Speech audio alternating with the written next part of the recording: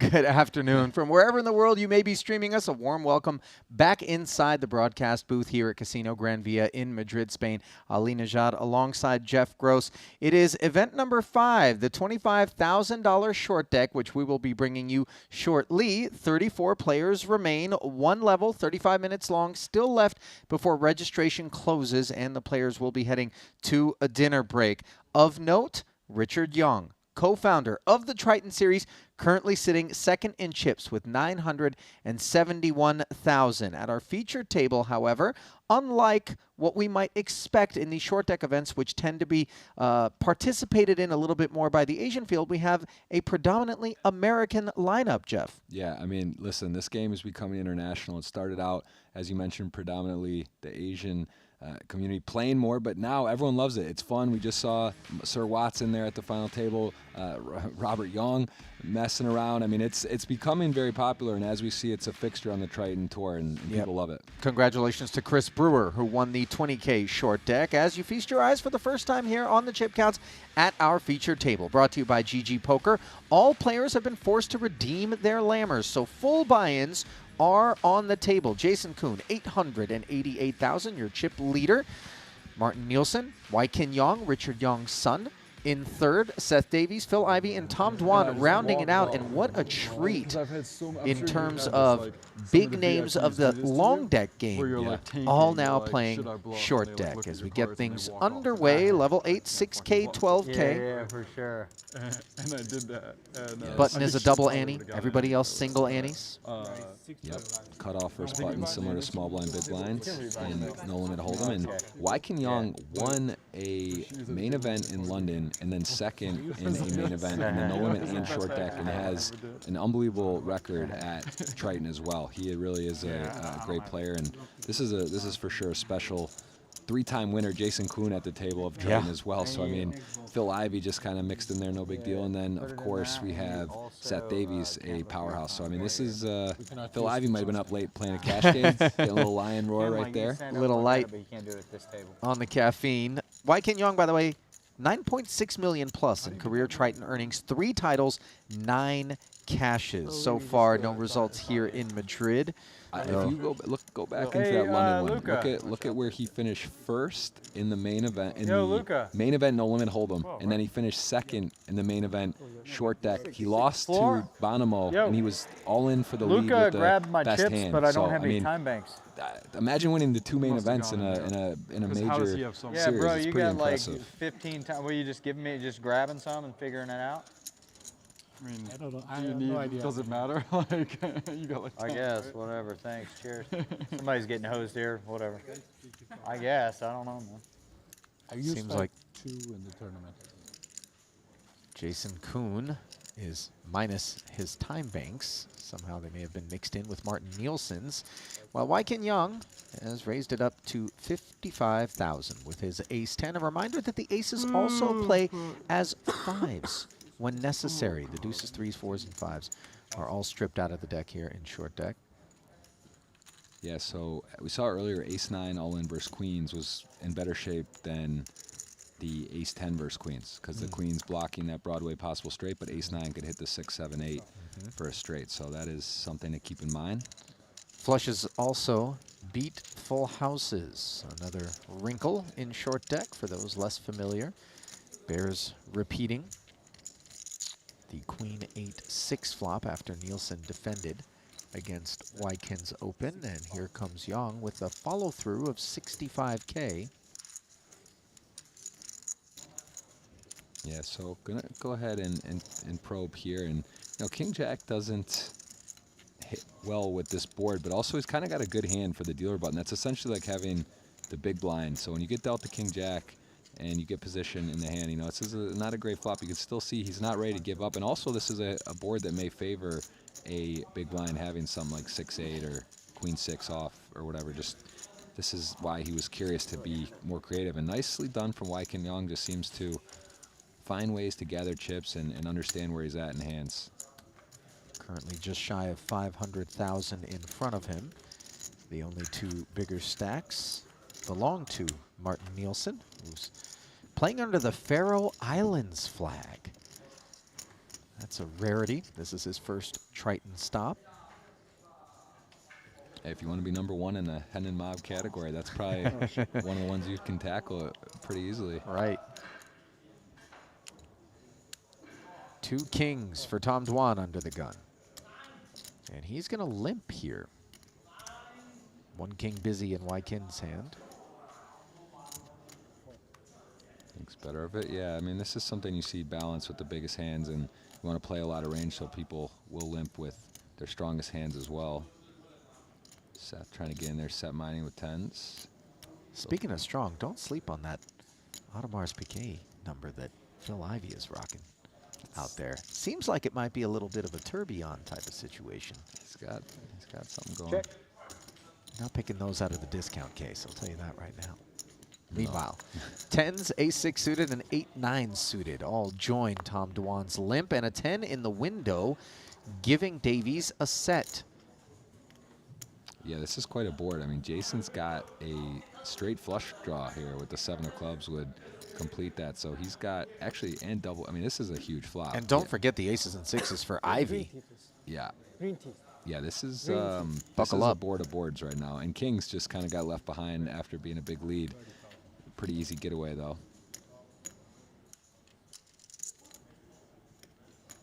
Yes, Seth loving that. I mean, 30K bet gets flatted by Ivy.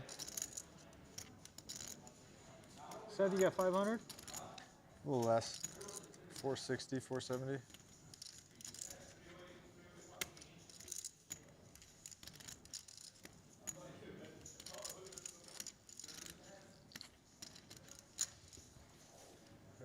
And Kuhn is going to shoot it up here. yeah, 2 very good friends, but this is one of those spots where everyone's just got too much to party with. This looks like it's, you know, both players going to love their hands. And Phil kind of in a strange spot. Got the missionary top and bottom and not loving it. Tough spot. Well, how Davies approaches this situation may help inform Ivy. He's obviously blocking the set of aces, and as played, you wouldn't expect anyone to have top set. He's blocking the 6s. Most people won't want to get in there with pocket 6s. So the set of 10s becomes a real concern, and then obviously a little bit of that combo draw business, such as what Jason Kuhn has exactly, could factor in. Tensions are high. People realizing this has the makings of a massive pot. Let's see how Seth, what he does. He is going to go ahead and just flat. Interesting. Phil, look at that. Doesn't put any more in, just kind of knows he's in a rock and a hard place, and he is out of the way. Where to go from there? Even when the ace hits, he can't be entirely comfortable that aces full of 6s is going to be good. As we see a jack of spades come off the deck, and now Kuhn picks up another path to a straight. Any 7, any queen, any club is what he's got in mind. Yeah, he picks up some more stuff, but you can see the set in a 2-to-1 favorite spot with this particular matchup. And Seth's going to go ahead and click it over, and Jason now has a decision. Does he want to keep the lead in the hand or take a free one?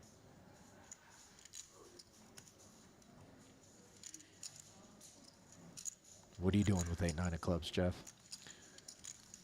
340 in the middle. Man, 745 back. Davies with 342,000. Flush. Wow. Hello. That is a straight flush. Yeah, the ace of clubs plays as the 5 of clubs in this instance. Wow.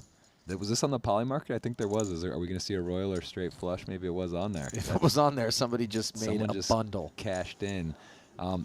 Obviously, Jason, short deck expert, understands spots as good as any. What I would do, I don't know. I think honestly that you talk about randomizers and rolling. I think that's probably a spot where you can do a couple things and not be too wrong, Ali. Anytime you got two-ways, you know, up and down flush draw, and you maybe have some fold equity, I'm sure you could go ahead and push it in. But at the same time, I think Seth's his hand looks very strong. So I think that's what Jason's like. Is he going to fold? Probably not. So now I'm just going to rip it and be on a draw and get called most likely. And he does take his free card. And this is a absolute special. It's hard to make straight flushes. I don't care what game it is you're playing. Well, it's hard to make flushes in general In in short- short deck. With Yep. the absence of 4 of your suit, there are only 9. You'd need 5 of them total. 80. Oh, wow. And now Davies is actually going to try to represent the hand that Jason has, which is a flush, by leading out for 80,000. Giving him a little bit of business to eyes. He has the stone cold nuts, and he actually may be thinking as played that Seth could easily have the nut flush or a flush here.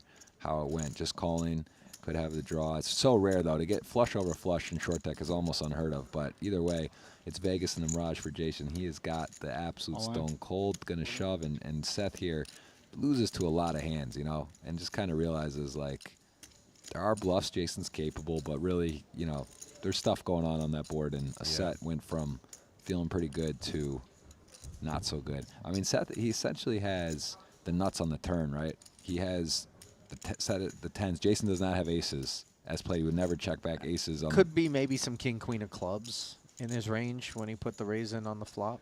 Not impossible. But I wonder if with king, queen of clubs, does Jason even, maybe he pops it up on the puck with his stack. I mean, he could definitely check back, but you're right. I mean, there's not many. There's not many hands that you're feeling pretty good about the set still on the turn when the club doesn't hit. The sizing from Davies felt blockish as well, so obviously getting piled on is an unwelcome sight. And he and Jason know each other very well. Plenty of history between those two in the high-stakes circuits. Listen, there's no friends at the poker table, but it does add an interesting dynamic when you get stuffed by one of your best friends, and you know there's a let's on TV. It's like, is he, could he? You know, they do it. Listen, these guys make bluffs. They know what to do, and they're playing their ranges accordingly. But it just kind of, you know, you do a little extra consideration when you're getting mouthpiece there, but. Don't blame him for taking some time banks here and having a thought, because this is a tricky one, and there could be some.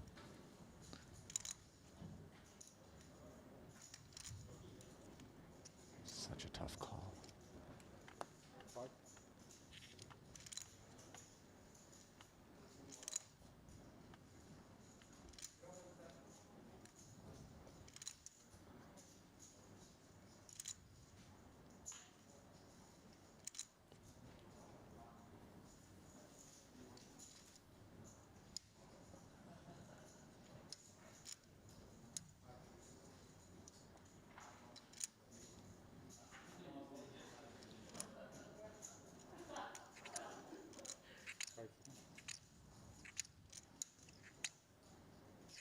Reconstructing the action, it was Tom Dwan who limped in with the kings. They took the flop 4 ways. How many have I used? 5. I've used 5. On the flop, it was a bet of 30,000 from Davies. Ivy with aces and sixes flatted. Kuhn made it 125,000 with the combo draw. Davies called, Ivy folded. On the turn, it went check, check, and here, the bet of 80,000 and the all-in puts Davies' hand into the muck, which allows him to fight another day, as had he clicked call, it would have been the end of the road for his stack. Obviously, would have had a chance to buy in again, but Jason Kuhn upstairs. Nice pickup for him. Yeah, nice to make a straight flush.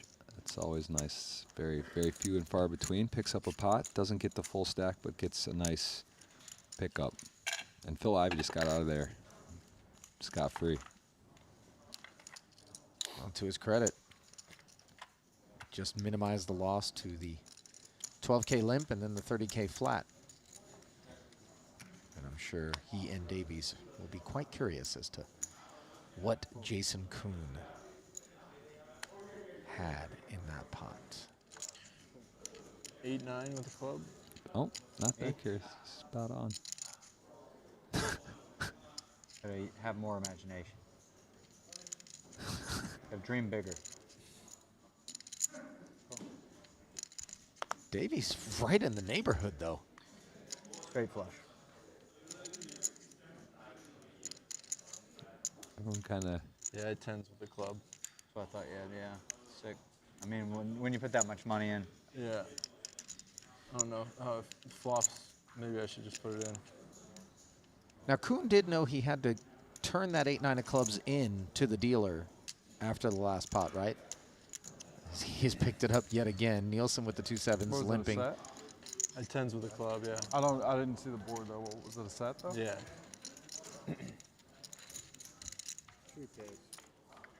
Yeah, this looks awful familiar. Oh, 7 in the window, followed by another one. Quads for Nielsen. Unfortunately for him, nobody else with anything really to speak of. bet the Obviously, river Kuhn he does shot. have the gut shot straight draw. Wow, this is big. What's the day today? There's just big hands getting thrown around. These Straight flush and quads in our first 2 pots. And with 2 checks in front of him, Tom Dwan sprinkling 18,000 out there, which is not going to come home. Yeah, this is music to Nielsen's ears, although he doesn't have one of those hands that can...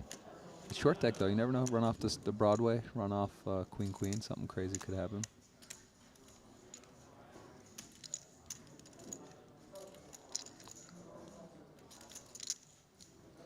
Jason feeling in the fiction to clubs here. Maybe feeling like he's just kind of in the... It's hard not to play the hand after a straight flush, especially when it's the... Oh, he's actually... Yeah, he's telling a story. Shot it up to 45,000, asking Nielsen a question, and will Martin give him an answer now or wait until later?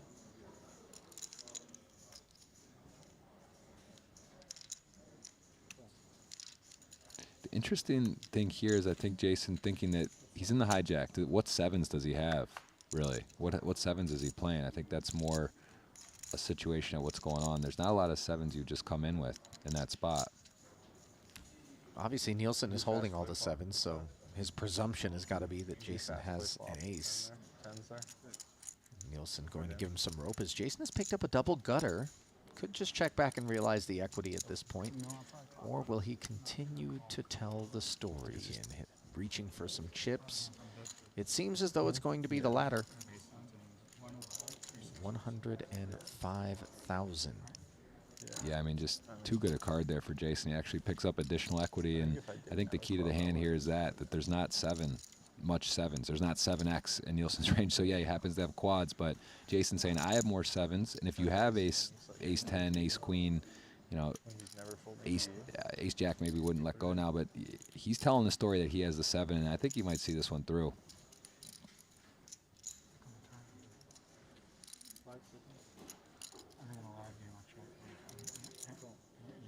Yeah, Martin You giving him some a rope. waiter?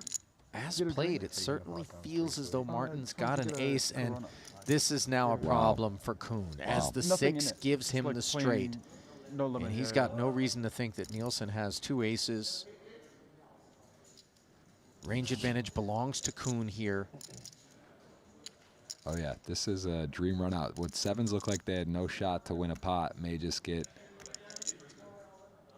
And if you're gonna bet your gut shot, turn double gutted, complete it. His hand looks like he's up against an ace. Yeah, at this point, Jason thinks he just hit gin, and he's going to be able to get value in this 366K pot. Yeah, I mean, he might. He is for sure thinking he just hit gin, but that is not the case. See what he does with the sizing here, and it looks healthy. 275. 275. And at this point for Nielsen, the gig is up. He's not going to be able to slow play anymore, and the all-in is forthcoming. This is gross for Jason too, because for how much more he's going to go all in, it's not a ton more, but you kind of realize when you get stuffed here that it's not good necessarily, but the pot is so big, and he makes a straight.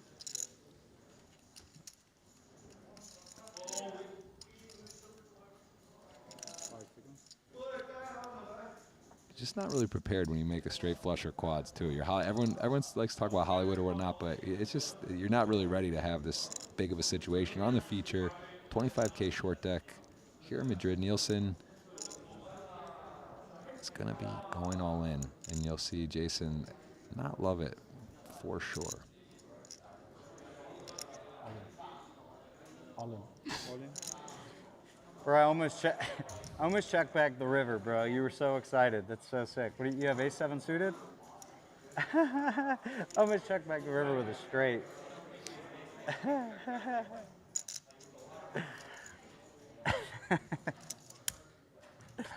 There you go. Take it. Thank you. 9-8 of clubs again, back-to-back hands. Kuhn lays it down, gets a laugh out of the You have situation. aces? You had aces. You were so happy. I swear to God, I almost checked back the river. Everyone's gonna You have think they're aces? telling fairy tales. You had aces. Stop it. You had aces yet? That's sick.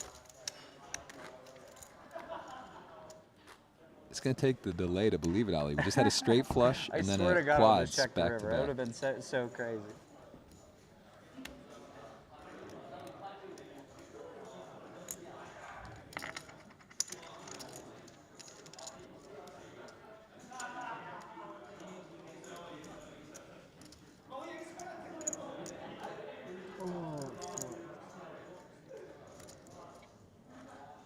So onward we march as Jason Kuhn returns some of the Sick. spoils Nice from hand.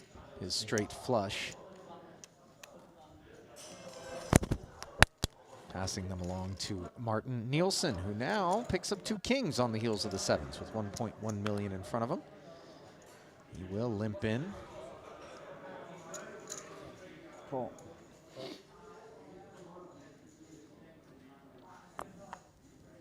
Kuhn limping as well with jacks. 1 jack busy in Dwan's hand, who comes along with the jack-7 suited. Crazy, man. Am I 8?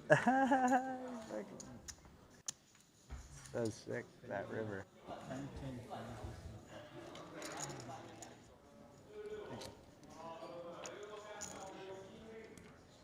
You're a real legend if you had ace-jack and just like gave me 15 to 1 and I folded the best hand. That would be crazy.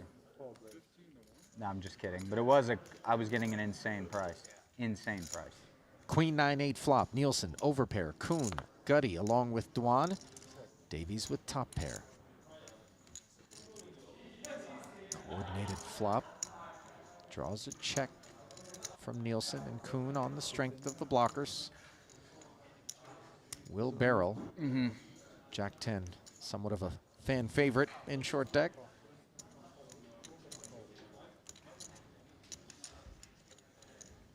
Yeah, you can see him immediately shake that weak queen, which is one of the reasons so effective his bet, especially with those key cards. And if you're 2 kings here, you got a, it's not a great situation if you were to be against Jack 10 and now 4-liner out there. Yeah, that 10 is a welcome sight for Kuhn, who has made the queen high straight and fired with the blockers, makes his hand, and then decides to check. So obviously Tom Dwan, who tore one off, will be pleased, but he checked back as well, allowing the board to pair. So peculiar turn play there, Jeff. Yeah, it is. Goes for a bit of deception. Pot control, I mean, he's got his reasons, and now all of a sudden the board does pair. Full house is available, checks, and gonna be a Very sophisticated flop call. Yes. You know why I called? Thought I had jacks. I don't know. I thought the queen was a heart. Oh, okay. That's why you got the beard to help with that. Yeah. Then I looked on the turn. I was like, whoa, fuck, I misread. Oh, wait. It's okay. It's okay. I misread the board. I hit that little 10. Good luck. Yeah. It's fucking I'm hilarious. seeing 15 minutes. I had 9-8 of clubs. I had a wheel. Pretty nice. Like, not notice you misread till you hit, you know? And I just keep betting and betting and betting. Isn't that nice when they just keep betting and you... Well, a reminder that Polymarket is where you want to go for leading information. Market's platform where you can trade on the most hotly debated topics. Whether it's the Triton series, politics, current events, or more, check out the latest events available for betting on Polymarket Yeah, straight flushes, quads. They got anything you want to talk about, you can put up. That is a very cool site, and we're seeing some cool hands tonight, Ali. What else do you think we got? What's the over/under on the Yeah, strength of queen ten, hand you we're said? going to see? Quads. So far, quads, straight flush. I mean, there's only one place to go from straight flush. That's Royal. Yeah, but do you think? I mean, I'm just saying, Your what's the money's on over/under? we're going to see a Royal? Yeah, I've seen it. version I've seen it myself. here on Triton. We've I'll seen book it. Royals. You're gonna book it? What's the? Give me Name some. your price. Okay, let me think about it. Let me see what Polly's it running is, at though, right like- now, and then I'll get back to you. And then I was like, you can't Come check on back back. this river, you fucking Sir idiot. Watt spending a lot of Straight. time at the feature, most of them being final tables. But I swear to God, I was like, Having some big but that's results here, just like could just be Cyprus. me being scared too. It's not like I necessarily had a great read. You just like run into full houses a lot. So, quads that time. Kuhn still thinking about that pot against Nielsen as we see Watson's limp That's with pretty the sick. 2 Back to back hands, straight flush and quads. Trying it all in from Tom deck. Dwan. Short deck. And Watson is going to make the call, and he has Dwan narrowly covered by just 21,000 in chips. What are you, half? 50%? What? This hand? Yeah, 50-50. Pretty lucky against Tom today, so You what? I've been pretty lucky against you. Or I don't remember. one hand. Anyways, so Queen In 8-7. the other tournament? I just picked up Kings aces against in you. great shape here. What did I have? Got you. 4-1 favorite from this point forward. Kind of a cursed No Oh, I saw heart that. in I walked up Watson's to the hand. table for that. Yeah. So it's Can you just bubble 2 a outs tournament? once. Yeah. I didn't bubble, no. And No, River Rob, pairs the board, so Dwan with a full Rob called you, double. and then I jammed over the top. And And Watson is going to be Rob left called out with a turn. fumes. this time he managed to. It was his turn turn this time. He had queens and he called within like 0.3 seconds. I have more money. You do.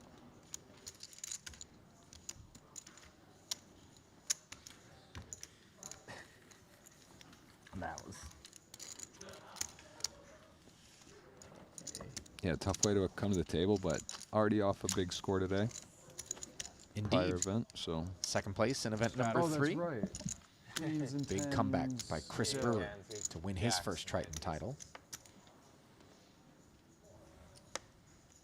There was someone. Got really upset with me because I took time bank before moving Oh in yeah, on that's him. right. That's right. I was like, Rob, I have literally the only. Yeah, where's hand Sir that I Watts on actually the immediately know what to do with. title list. I mean, he's got a bunch No of wins cashes, yet. couple 9 s- cashes, 2.8 million for Mike Watson in Yeah. Triton earnings.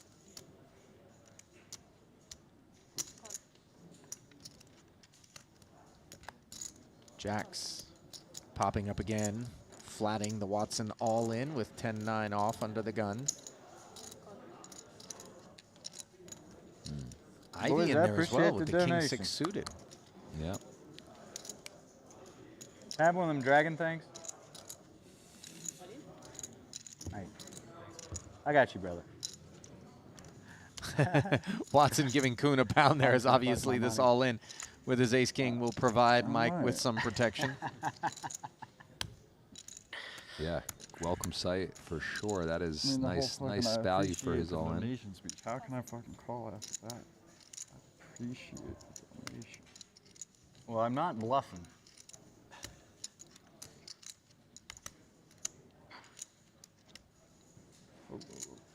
Uh, 61. What the fuck? Like, it's weird if you just showed the money in. I think I would have just snapped, and she just did this whole speech. I mean, it wasn't a whole speech. I said I appreciate the extra 8,000 or whatever you chucked in there. Got to give my man protection.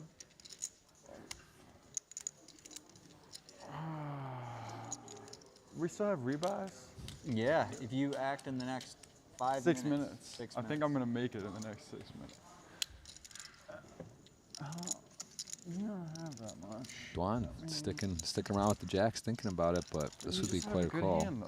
It just seems like you have a good hand. Well, All I right. did bet 700,000. There's not another player in the hand. The other I guy was squeezed good. out a real. Yeah, nice I got a one. good hand. I got a squeezed out real a good one. real good one for You this. could have spot. just like an ace 10, and I'm just like, No. So I mean, Dwan I put could- the I two could have jacks into the muck. suited, maybe. That would be so fit. Ivy folds as well. And Watson's going to get a spin with 10-9 offsuit I would against just ace How snap king. much it off do I and owe don't you, give the Mike? speech. Well, I had ace king off. I'm really glad I did the speech and you didn't snap it off. It's gonna be 21. No. Really? Yeah, I guess. I don't know what your hand was, but I'm Jacks. usually pretty. I'm happy you folded jacks. Me too. He's definitely has. Had queens. To the flop we go with Watson's fate in the balance. He's got an open ender. Money come. Damn it. Wow, 2-1 favorite with that flop. Yeah. I played a lot of short stack and nothing can go wrong for me here. God damn And it. somehow Jack shows up. Dwan tilts as he would have had You Jack. should have went with your gut, bro. Oh, man. No, the gut was that I should Ace fold king when you was did John the stupid dead I there. appreciate the donations. See, I was like, sharked, he I doesn't know sharked you shit. out, bro. I sharked He has you. a decent hand. He doesn't have some fucking cheeseburger. I definitely had a good one. God Yeah, damn it. this is the same mistake I made before. Well, the situation definitely meant That's Phil right there. Kuhn I wasn't know sitting you've on been a in the game a cheeseburger. minute, but that was speech play at its finest. I just got. I Tom, usually I just just ignore got the Tom speech. Dwan. I got Tom Dwan to fold a good hand. To fold Have you top ever full seen house. that in your career? No. I've never. I just figured he had 10-9 suited and was like, I guess I got to get away from it.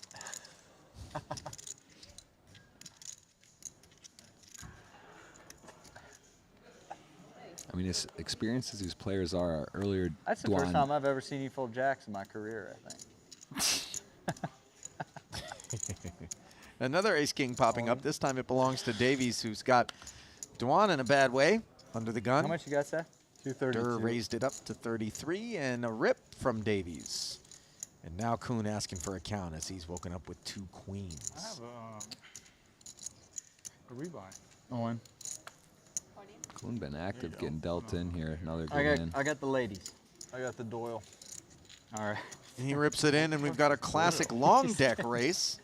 He's been doing this thing lately where he calls hands things they aren't really. Like earlier I had him all in and he told me he had the walking sticks and flipped over kings in my face. Like he's just constantly trolling with hand names lately. Strange bet. It's really confusing. And Davies out flops Kuhn on the ace-10-9 board. I think I get a gutter, right? I got the diamond. I just get a gutter. It goes 8-7. Oh, that's right. I didn't even hit a Oh. when I had the tens. No, I just swapped it. That's filthy. Yeah, you hit a The diamond queen on the turn, binking right? Kuhn to give him a set. And now Davies is down to just one of four jacks. Really entertaining stuff. Johnny. Johnny Rocket? Entertaining, huh, Jason? Whack. I don't know if you... Yeah. Not there. Plenty of entertainment. It was two tables? Queens full for Jason Kuhn, whose stack has ridden the See you in roller 2 coaster minutes here in and the early 27 going seconds. Antes or whatever. at our Hey, Event good 5 fold, feature David. table. Already past the bubble. You guys should just put it in on Thinking right. he was like pushing IC where like I was definitely just snapping Put it in anything with I thought the was shit. Like I realize I'm correct. Davies. Is that Chris? I think it was Chris. that was doing Debriefing that, right? about the pocket Alright. tens hand. Rebubble, Does sure, I have was the gonna fold opportunity or to whatever, but after the rebuy. bubble, I'm There's like just a fucking falling couple of asleep on minutes the left in table. the level. It's like, oh, I can push this ICM. I just couldn't get a hand. I think it's interesting to note that some of these players don't play Were a you lot of there short for deck the tournaments. Even dramatic Durr, hand? he was saying earlier he The doesn't aces know a to lot of stuff. He queens? obviously plays Where there was a nosebleed million cash, left but to it's a different game, play the and Rob rolled tournament his hand over? Were format, you there and for that? something they don't necessarily play all the time. I think I had tens in that hand. No. Different hand. So No, if you're confused at home, The like controversial hand from today. Oh, I don't know It was a crazy hand today. what happened. So it goes Chris has 3.1 million and they're in the money and he raises like he puts 2/3 of a stack in as a shove. Puts in 2 million with a bunch of people behind him. And folds to Rob on the button. And Rob starts sweating his cards. From what it looked like on the stream, he like turned an ace over and Rob's in this seat, Chris is in your seat. So Chris sees an ace, but he's not all in.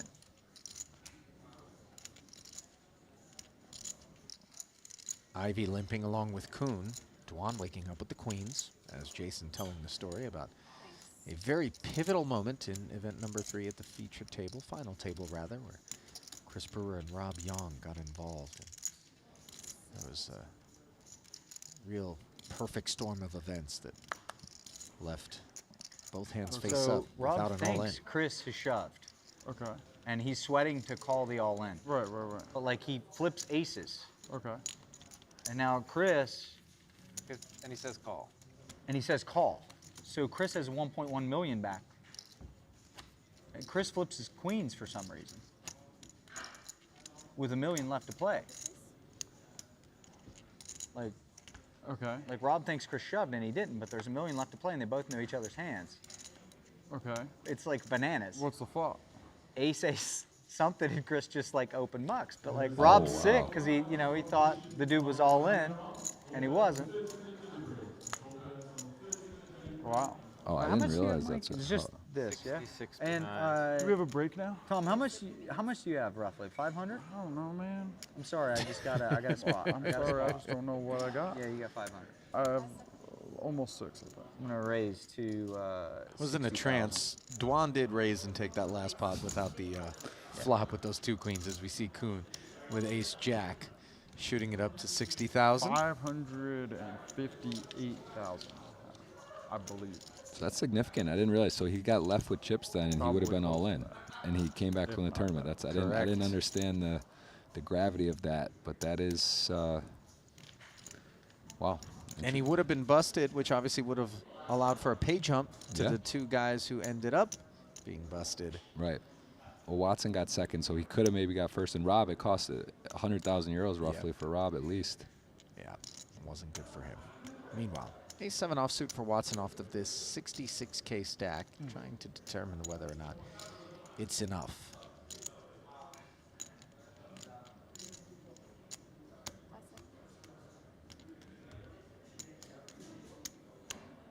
And he decides yes, so a modest re-raise to 72 total. This doesn't reopen the action or anything, right? No. Why did you raise to 60,000? This is so weird.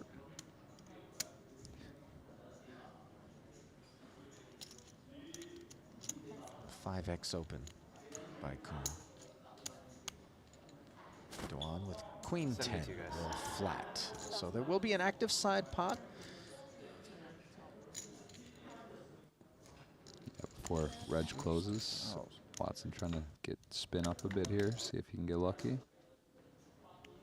Queen in the window, followed by an ace and a jack. So it looked initially like Dwan might have outflopped Kuhn, but instead Jason with the aces and the jacks has a stranglehold over Watson's ace 7. Dwan has heaps more equity with that Broadway draw.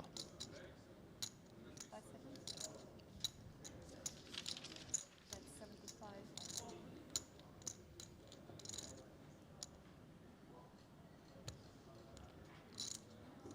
75K, the bet from Kuhn into a dry side pot.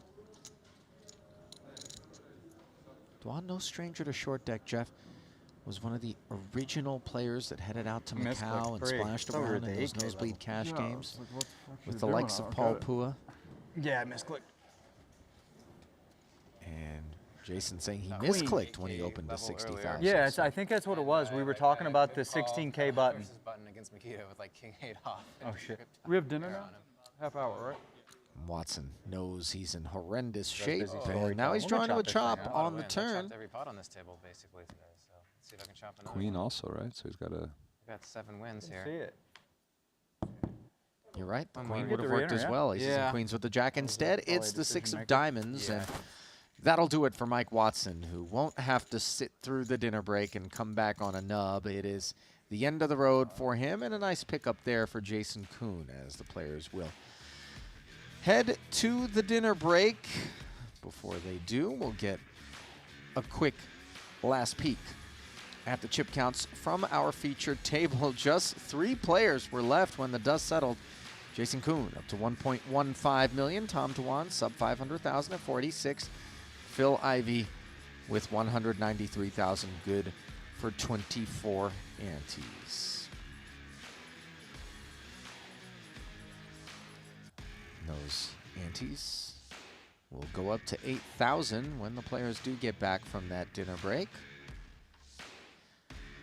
And we welcome you back into the broadcast booth here at Casino Gran Via in Madrid, Spain. Ali Najad and Jeff Gross. Jeff, any takeaways really from that level? Nothing too dramatic? Couple big hands. I think that we see the collision of hands that you can make bigger hands, right? It's like we see a straight flush, we see quads. If you're new to the game, this isn't going to happen all the time. It's not just like bingo, like huge hands, but it is more likely to make bigger hands and a lot more post-flop play, a lot of limping, and a lot of maneuvering after the flop. Yeah, and a lot more action still to come as we pause for a moment, but we will return on the backside of the break with plenty more from Casino Gran Via. Don't go anywhere. The Triton Super High Roller Madrid continues after this.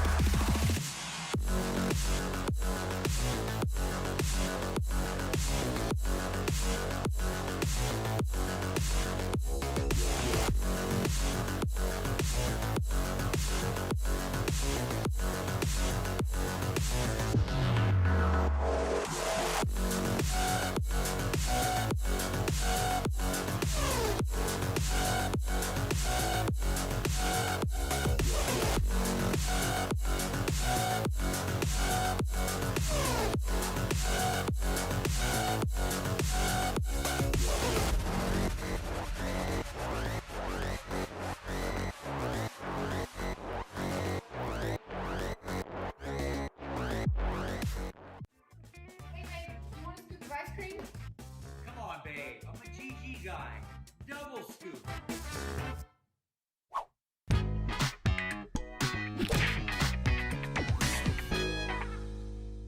We double up on everything. Come play now on GG Poker.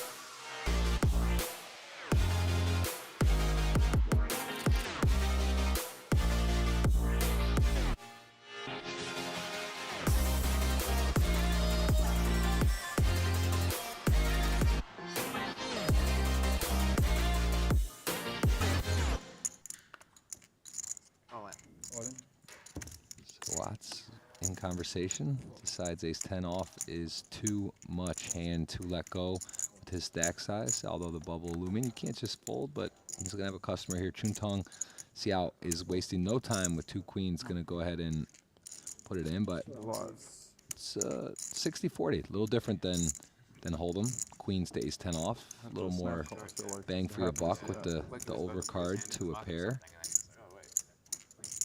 So Watts knows he's not in dire straits. Hard to make a straight though with the queens. Looking for that big old ace. Hello. And how about two of them? Now just needs to fade the 2 outs twice.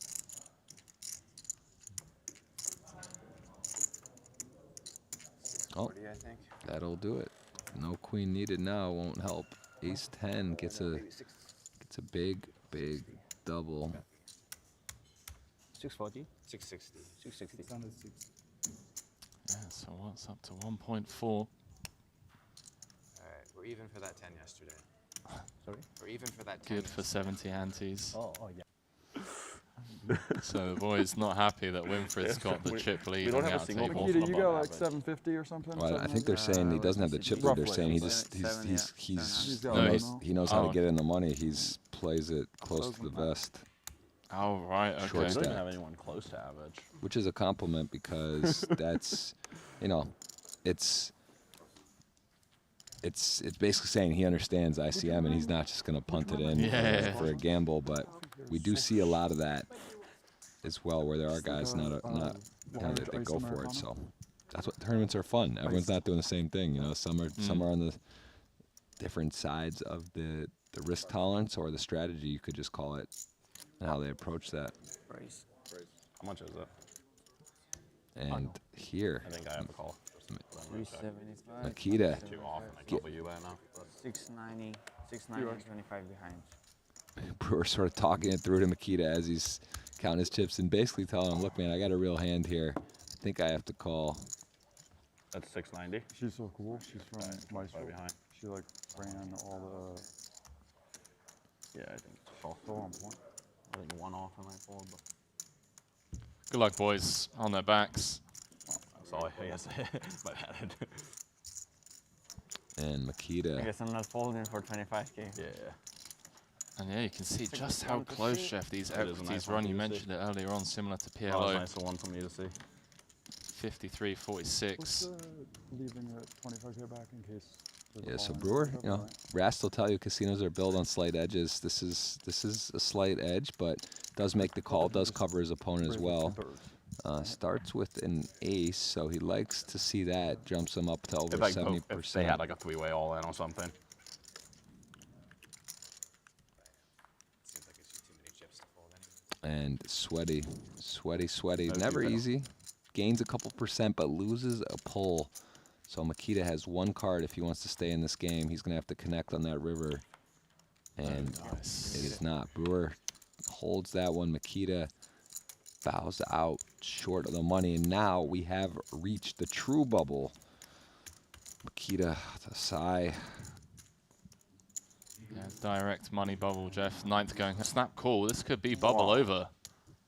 Tune just snap calling Brewer's jam. Making so many chips.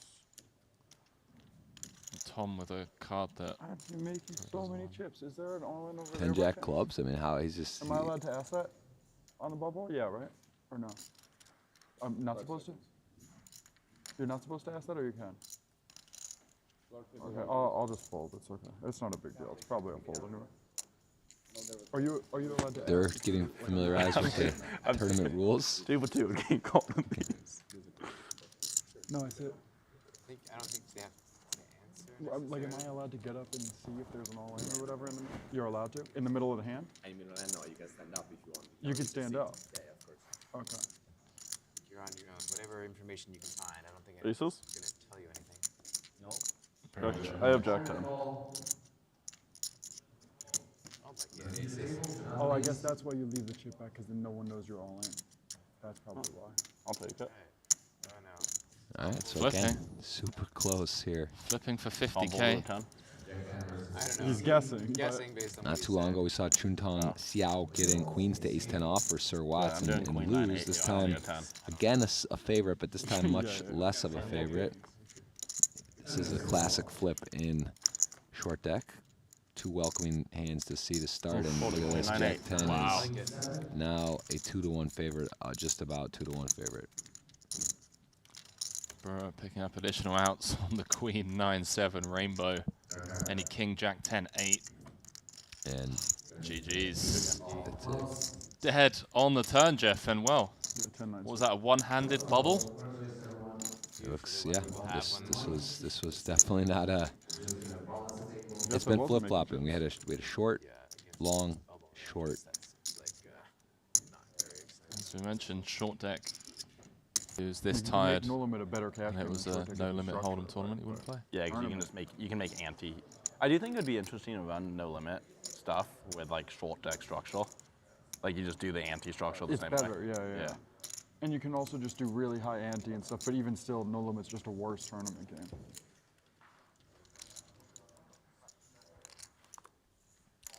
Oh, so what's just folding the Jack 10-0 there, rather than completing. I think it should be pot limit pre-flop, short deck. It's like 750. Yeah, it would 760. definitely change things a lot. All on.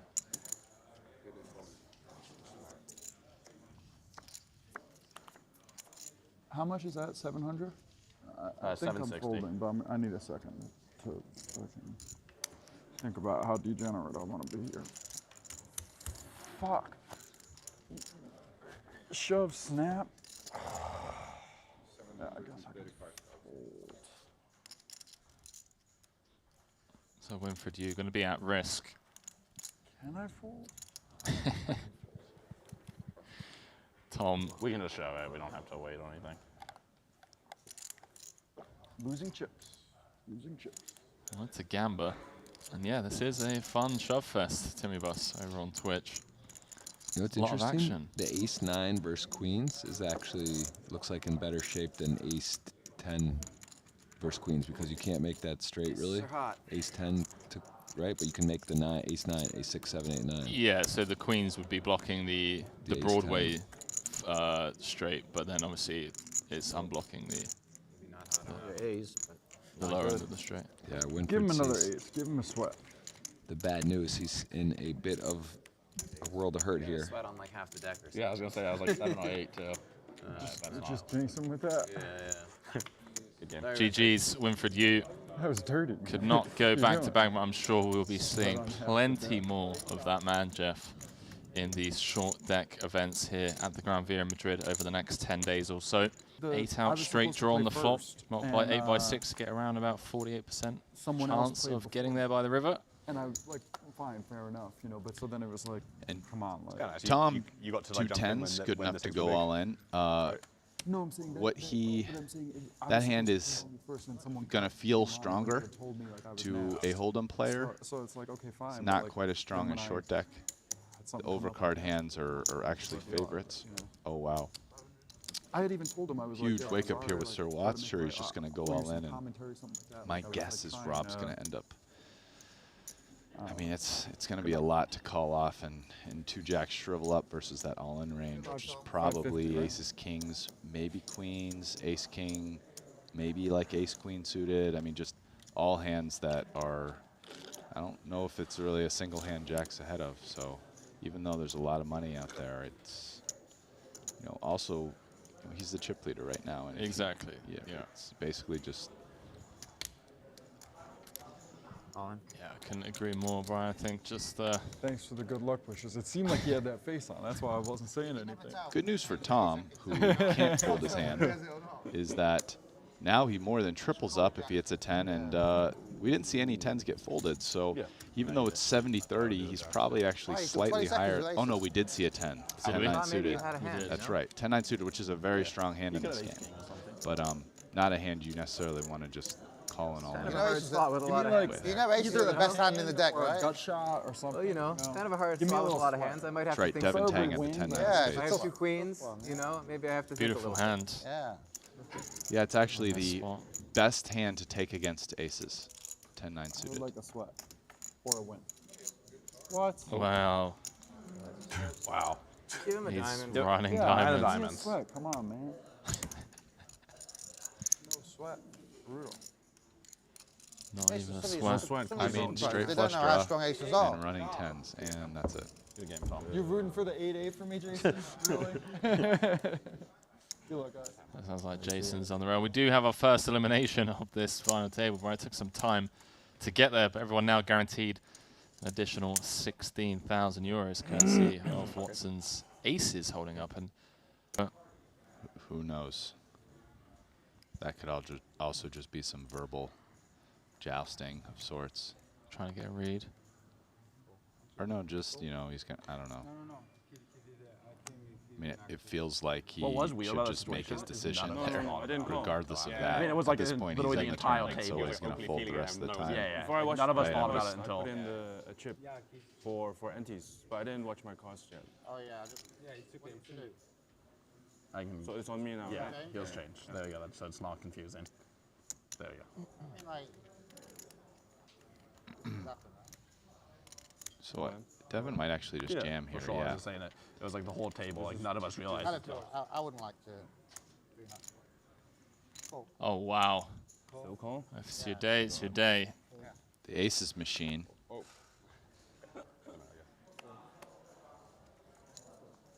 Devin Tang with the open jam with the jacks. Young just gets to click call. Jack. Put the jack on there, guys. Don't do that. Don't do that. Jack. 23,000 euro landed between Put a jack 6th there, dear. and I've 5th. been playing with this guy all yesterday. Lovely. Do love Rob. Oh, that was a jack. Queen 9-7 rainbow. Never seen somebody root as hard for their opponent to get their card. And he's being genuine as well. How many bricks? How about an 8? All right. Hello. So now we have 4 10s. 6 outs, 1 to come. 21%. No dice. King of clubs on the river, and Young up to 9.1 million. Right, over half the chips in play. Button's good. And then there were 5. Everyone guaranteed 6 figures. Hit the Gran in Madrid. Event number 3. I mean, yeah, you pick up a lot when it gets through, so that.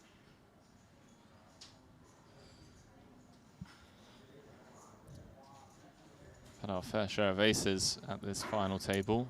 Yeah, we've only lost 2 players thus far. Oh boy. Well. Wow. Spikes the 9 on the turn to stay alive in the previous hand, and now he's going to need to find some help in the form of a king. Yeah, this is going no other way than him jamming here, right? I mean, yeah. Music to Sir Watts' ears. Oh. 4.1 in the middle. So 30,000 euro ladder between 5th and 4th.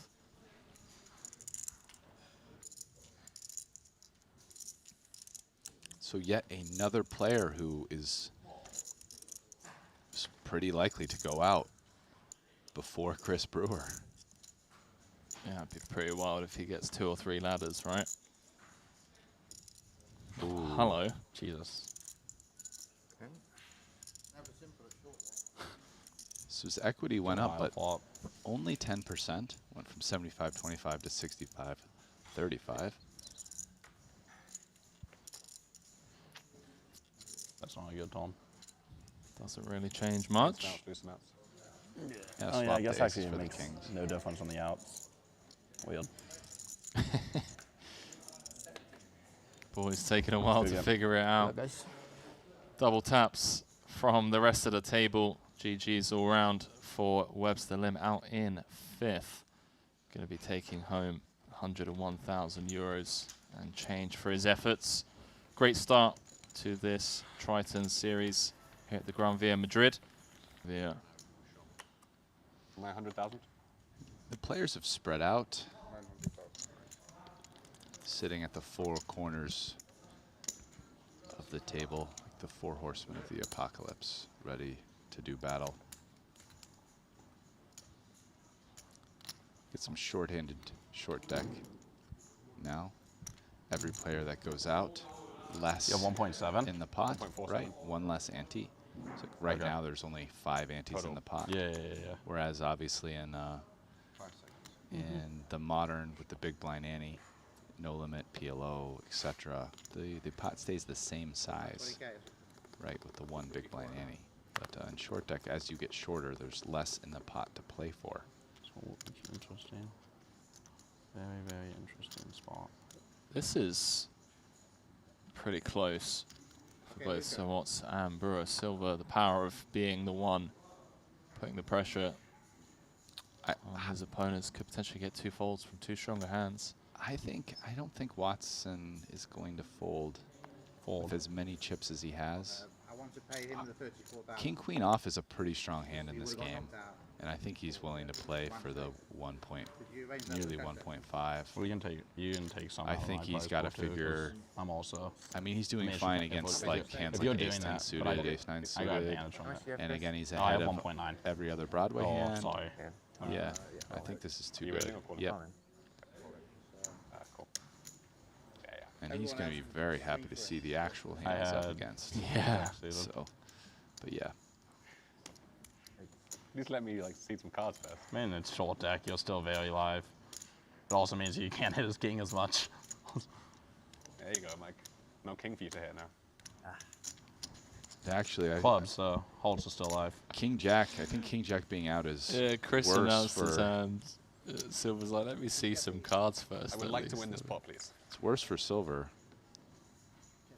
I think. Ooh. Oh, he'll take that from 3 to 7. Yeah, old. I was thinking Stand something me up. similar, but I was just going. Pick an 8. Everyone loves chop talk. Good game, guys. A queen or an 8 would do the back chop thing it. Or an ace, right? No, sorry, ace not one. an ace. Queen or an 8. No worries. I was thinking of the king jack of clubs in my. Would have chopped it, but not the queen jack. And yet another player out. And not often you see king high winning at showdown in short deck. And this is Chris Brewer is the short stack by quite a I just bit. went all in this time. Made it simple. He's definitely all in, yeah? I The other 100% I'm two- all in. 8 and 9 Oh, million. deja vu. Okay, this time you're allowed to. Ooh. How much more is that? This is one. I'll call. Okay. Call it, mate. Good luck. We can So see Rob queen 10 does off make- actually ahead of ace 9 off in Yeah. this game. Rob making the call I'm going to the toilet. in the space of, what, 15 minutes. Well, we could go from 6 to heads up. 50, Yeah, but the Yeah. were Rob pretty- to win pretty this, flippy. they would both be pretty deep. I I'm mean, suited, I'm Watson ahead, I has think, but I 8 think million you'll right have now, one. I'll suit. 133 annies. Ooh, Fun one. It's a fun one. good flop for Brewer. He favorite actually now? gains a little bit of equity. Oh, you can hit The three ace on and the same time. 9 I got make 12 him outs. straight, blockers, though. and Rob is blocking them. Mini blockers. Oh. Boom. Gone. You're not. Still Brewer got 4 outs. turning the straight. I need a jack, right? All an ace. Jack or an ace needed for Rob. Get this down to heads up. No dice. King of diamonds on the river, and Brewer gets himself the double. Now I think we're finally going to start seeing 1.64. some pre-flop that 1.6 goes beyond just shoving. million. Brewer's pretty 5/8 the pot, right? And I think you can find some bluffs from, you probably turn some stuff like queen jack, if maybe you play some hands like queen jack, queens, maybe even kings. You know, I mean, ace jack 10-8, maybe a hand like jack 9 10-9, right? I mean, you can probably find enough bluffs from those to balance it out to queen 9 plus. Oh, definitely. I feel like it's. Yeah. I think it feels like a spot that could potentially be over bluffed. Yeah. Like, So it I really think could. because you can find enough bluffs, I think you can go down to queen 9 to really Yeah. just like put your opponent, because your opponent's going to have a ton of like ace queen, ace jack, ace 10. Yeah. All those kind of hands that just like really have them hating life with those hands. I'd say so. Right. So I think it's yeah, I think you can go to queen 9 probably. Just sucks when you get snapped. Doubt ace jack is jamming though. I mean, the double Jack 8 pairing, tennis. it's hard for your opponent to have an 8. Yep. So, I mean, to have a boat, they kind of need to have a set, right? And obviously king queen. King queen's probably the hand. And do they have king queen enough that it makes you not want to value bet the queen 9? I mean, that might be the question. Anyway. Jumping back into this 1.8 million out there. Brewer flopping the nuts. Watson with bottom 2. King of hearts rolling off on the turn. Potential turn card that could save Sir Watson. Well, Brewer going for it all in the form of overbet jam. I mean, I just don't think Watson's going to be able to. He's either way behind or, I mean, you'd have to figure 40% equity or 50, yeah. like, it's a tough spot. It's a spot where he's way behind, or draws probably have a decent amount of equity against them, right? I mean, even a hand like king queen or queen jack. I mean, the hands he probably most wants to see would be like ace 9 of hearts, for example. But it's a tough spot. I mean, your head's up. Your opponent's going to have a wide range. I mean, this is one of the tough things about how Brewer plays. I mean, he's high pressure. I mean, Yeah. he's doing these things a lot. So you got to figure he's going to be doing this as well with those type of hands, like the queen 6 of clubs. Or Ace-9 of hearts. I mean, those are the hands you most want to see. So what's requesting all of the time banks kind of just left them out there, implying that this spot is going to take him some time to mull over before he makes his decision. As Brian alluded to, is still going to be a ton of hands.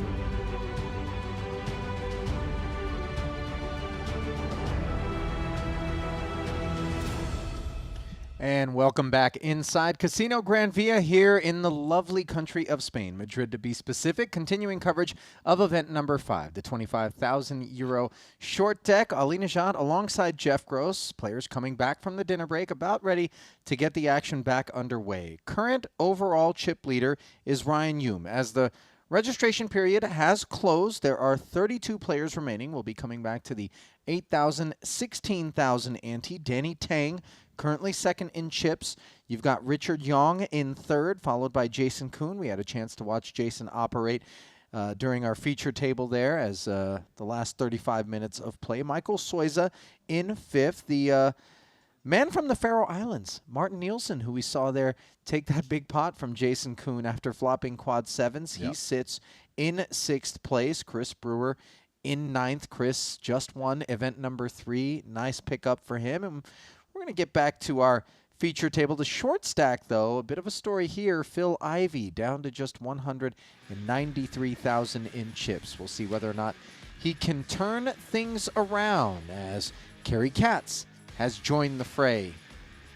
So it is Kuhn, Nielsen, Dwan, Katz, and Ivey in that order, and a pretty big distribution from the chip leader on down. Kind of the tale of 2 big stacks over the 100 blind mark, and then that middle stack of Dwan, and you got Katz and Ivey as we taper off, Jeff. Absolutely. I mean, we talk about big blinds and antes. The antes actually, it's not the same, so the calibration is, if you have 24 big blinds, you're sitting fine in no limit hold'em, but in short deck, you are ready to party. So this is going to be probably go time for Kerry and Phil. A little bit shorter, and let's see what happens here. We get to see some of the same faces, a few new ones as well. That is your notebook? This future. What you got a notebook for? You flying today, Carrie? Doodling? Yeah, I got it at 9. I don't like brainstorming on the phone. 816. Yikes. Cool.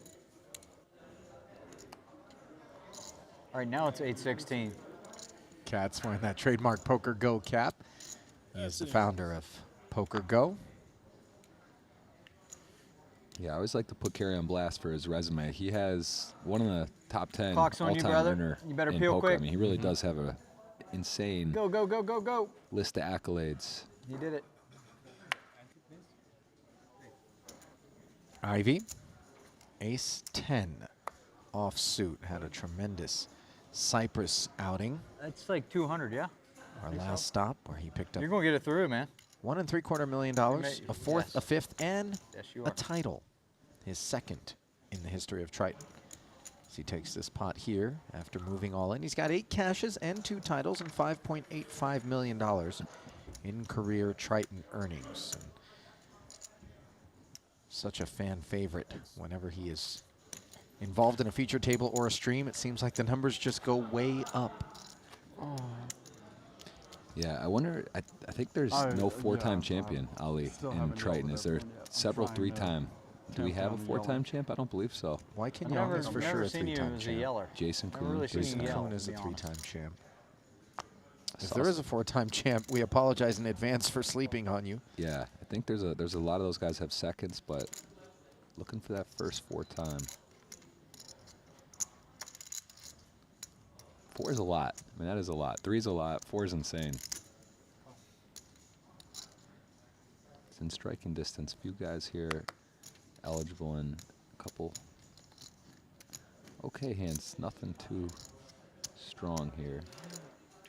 2 limps of 16K with 9-7 suited and Jack-9 off respectively. All in. And Kuhn wants to jam it with the King-Queen offsuit. Yeah, it's going to work. Big pickup. There are some occasional traps, just King-Queen blocking some of the strongest hands, and Jason's got the stack to bully, so he will pick that up.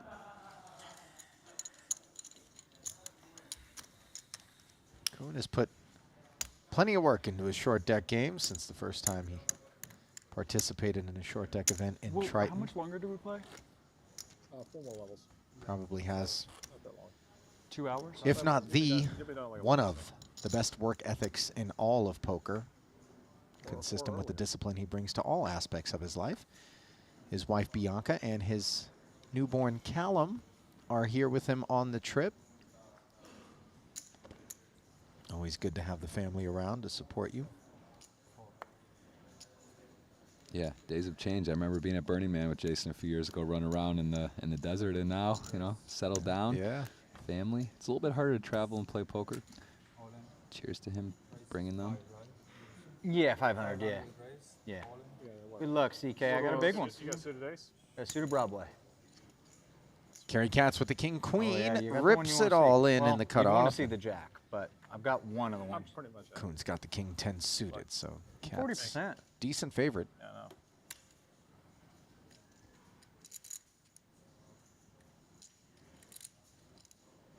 Low pairs? That's what we're looking for, right? Sure. 7, 8, 9. Seems fair. First sweat. There's the 9. Two High pairs. aces and a 9.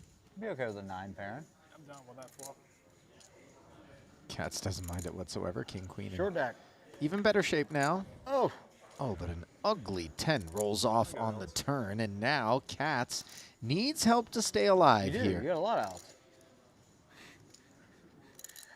Any paint? Not bad, man. Is it there? No. Well, GG, brother. Third ace on the river, and Kerry You Katz here for a few days? is eliminated. yeah. Short deck, high collisions. I have no idea. Equities run close, and there you go. You see it right there. Best hand not going to always win. Yeah, Oh, they that's brought right. 5 extra? Okay. Sure. That much is for sure. Rich get richer. Jason drags another. Exit player from our feature. Probably fill that seat. And Jason off to quite a start Folded here. a 10 there. You did? Yeah. Thank you for not telling me. That's classy. There's been a lot of people ruining my sweats lately on stream. Yeah, it's annoying when people say it before. Yeah, you can't ruin a man's You say sweat. it afterwards. You say it afterwards if they got there. Yeah. But if they didn't get there, you don't say it. As the boys walk us through sweat etiquette. Yes. Oh, very nice. That was going to say, yeah, etiquette for that. That is. Can't ruin a man's sweat. It's true. Like, who would do that? I know, Such like bro. a People make it There's up like- too. there's They say nothing they good that folded can come stuff out of when it ruining didn't a happen to man's make it sweat. worse, right? They say when you get lucky and they're like, "Oh, I folded that," and it's like I've seen people do that all the time. where Oh, they say just to that. toy just with to your tell, like, oh, emotions? like I got so unlucky. Actually, player who loses the hand. Right.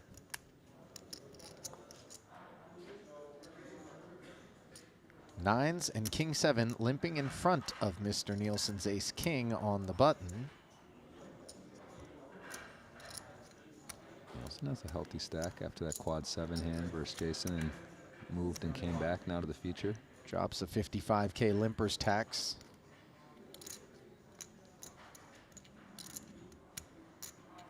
Yeah, really deep here between the two. I think Jason is going to find that price very attractive. Try to find a 9. Also shake Durr's equity, so heads up, a little extra money in there to play for. 2 10s and an ace. Advantage Nielsen. As Kuhn speculated with his 2 9s, now checks. If you're ace king, you feel good, but also a 10 a popular card in short deck for players to play. See what he goes with here.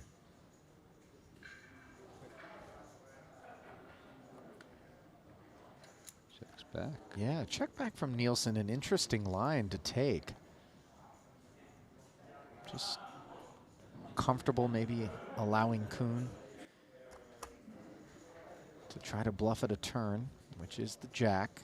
Now Nielsen picking up the Broadway gutty as it appears Waikin Yang is rejoining our festivities here at the featured table. A lot of rebalancing. Must have heard us talking about the 3-time champs. Get them all at Yeah. one feature. See who's going to break free. 30 left, a long way to go. Second check back from Nielsen. Now the jack pairs. Double paired board counterfeiting Kuhn's 9s. And I think Jason's going to be a little happy with the line that he took here against this ace king, especially after it felt like Nielsen really took that slow play to the extreme with the pocket sevens, and Yep. he was not really amused when he got piled on the river. So Yep. didn't give Nielsen any extra chips post flop. Yeah, I mean, you could argue to maybe find a bet there with the ace-king, but you also, you know, it's fine. Win the pot. Jason, a dangerous player. He's got chips. You don't want to get put in the blender, and ultimately just picks up the pot. Don't know if he would have got much more money anyway. He obviously ran the risk of letting Jason's hand catch up. Here, Jason will try with eights. Last time nines. Try to get in cheap. Couple very talented. Kiatli coming into also short deck specialist.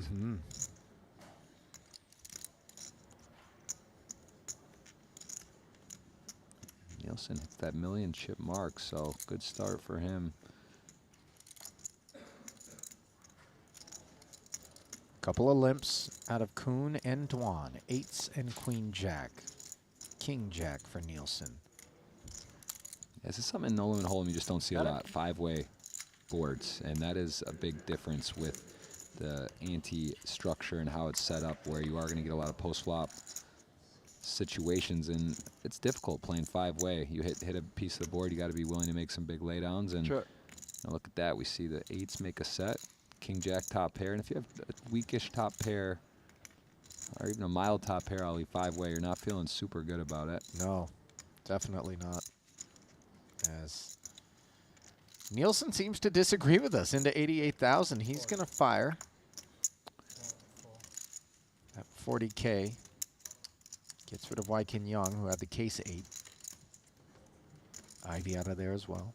And Jason's going to be licking his chops here with the effective nuts, because this is in the hijack, low later position. I don't think really ever has kings. I think he would pop it up on some of those limps with kings. So Jason can confidently deduct that he has got the stone colds here effectively. I think that's almost never going to be kings.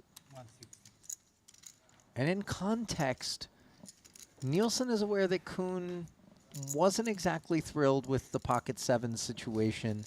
Here he is check raising. Yeah. Might there be a sense that there's more to this check raise than just the strength of Jason's hand in Martin's mind? Yeah, let's get into the levels here. Five-way, though.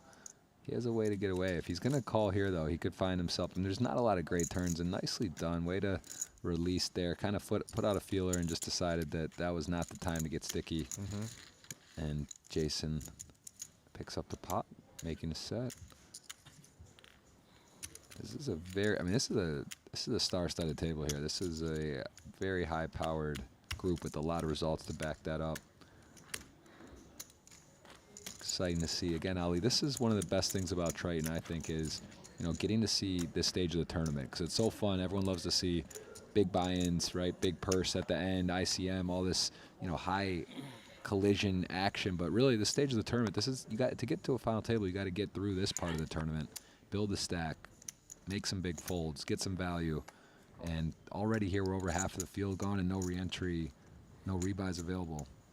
29 to 68 remain.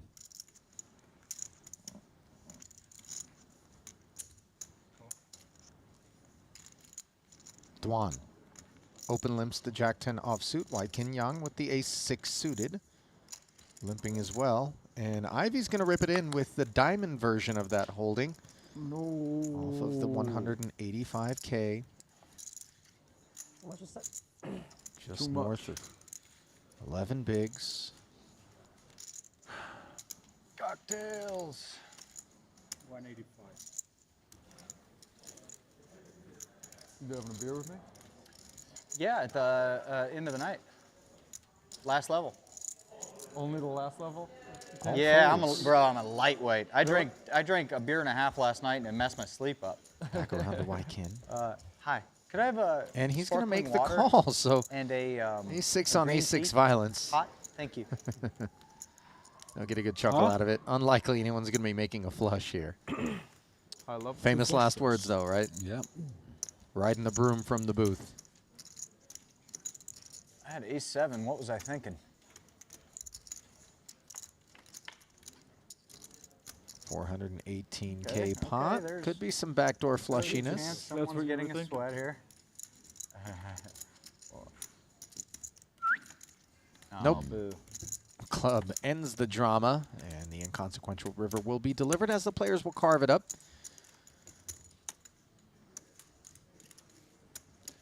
Ace-6 suited. It's a little. It seems a little light to call there. A little gambly. Did have the same hand. A little bit, sure. But you could claim an Ivy pelt if you wind up winning that pot. That's a good point.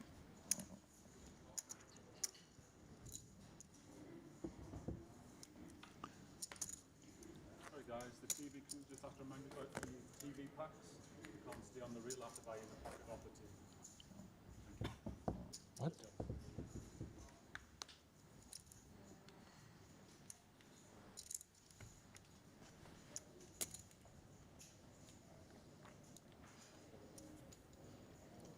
It's a big cash game last night.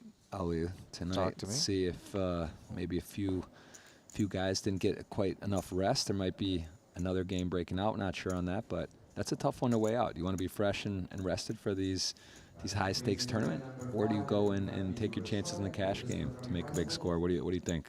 What if you got the choice? Guess game Depends on the selection, lineup. Okay. Yeah, exactly. All right. That's the real question to be asked, Jeff.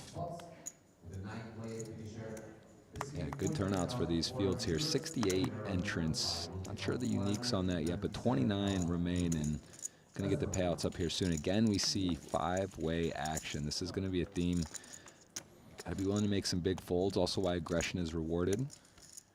Jack 10, 2 8s, 2 7s, and the 10-8, which has flopped the second nuts here, as well as ace 10 for Kiat Lee. So interesting board here in this five-way affair.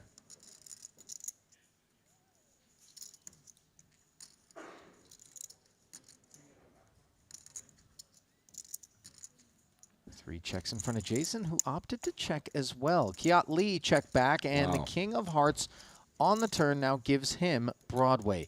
The only player with a heart draw is Waikin Yang. Yeah, if you're Jason, you feel good, but obviously five-way, you don't want to just get it all in second nuts. You also disguise your hand a bit, so he knows this isn't the best card in the deck. Ace 10 beats him now. King 10 was beating him before, but more importantly, the flush rolls off. So rare, as you see here. No one even with only one heart out of all those cards in the player's hands, but he is going to bet ace 10. Kiat. 30K is the number. Nielsen has the king high straight with the jack 10.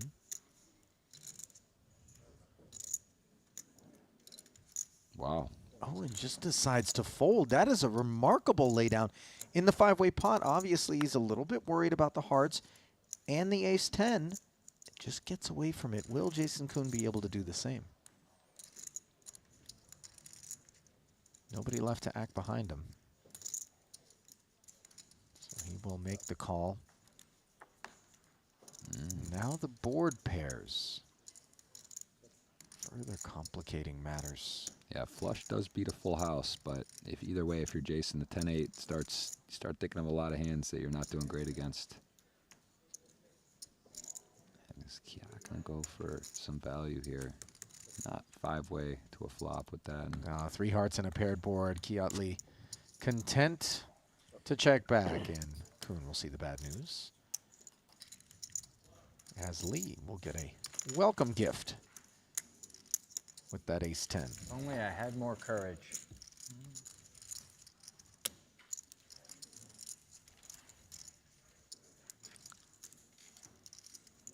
Dwan seems to be immersed in his Yes. phone. Has he forgotten that he's involved in a poker tournament right now? It's complete about face. I don't think he's played a lot of tournaments lately. He was asking a lot of questions earlier about what he can do etiquette-wise. I don't think he's more a cash game guy, but he loves to play, so he's figuring it out as he goes. When's the last tournament you saw Dwan in? I mean, I gotta look at his Triton record. It's been a while. I mean, he wasn't in Heads up Cyprus. duel Haven't heard it on in Poker 3 Go years. with Phil Hellmuth, but as far as like a multi-table Yeah. tournament, It's been a I while. don't really recall. Yeah. I don't think he's messing around. He's got some general questions.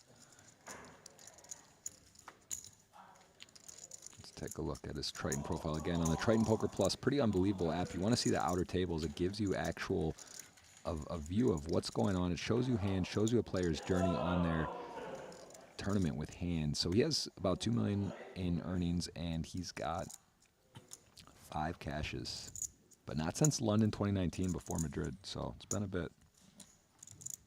Ace Queen for Waikin Young, the limper.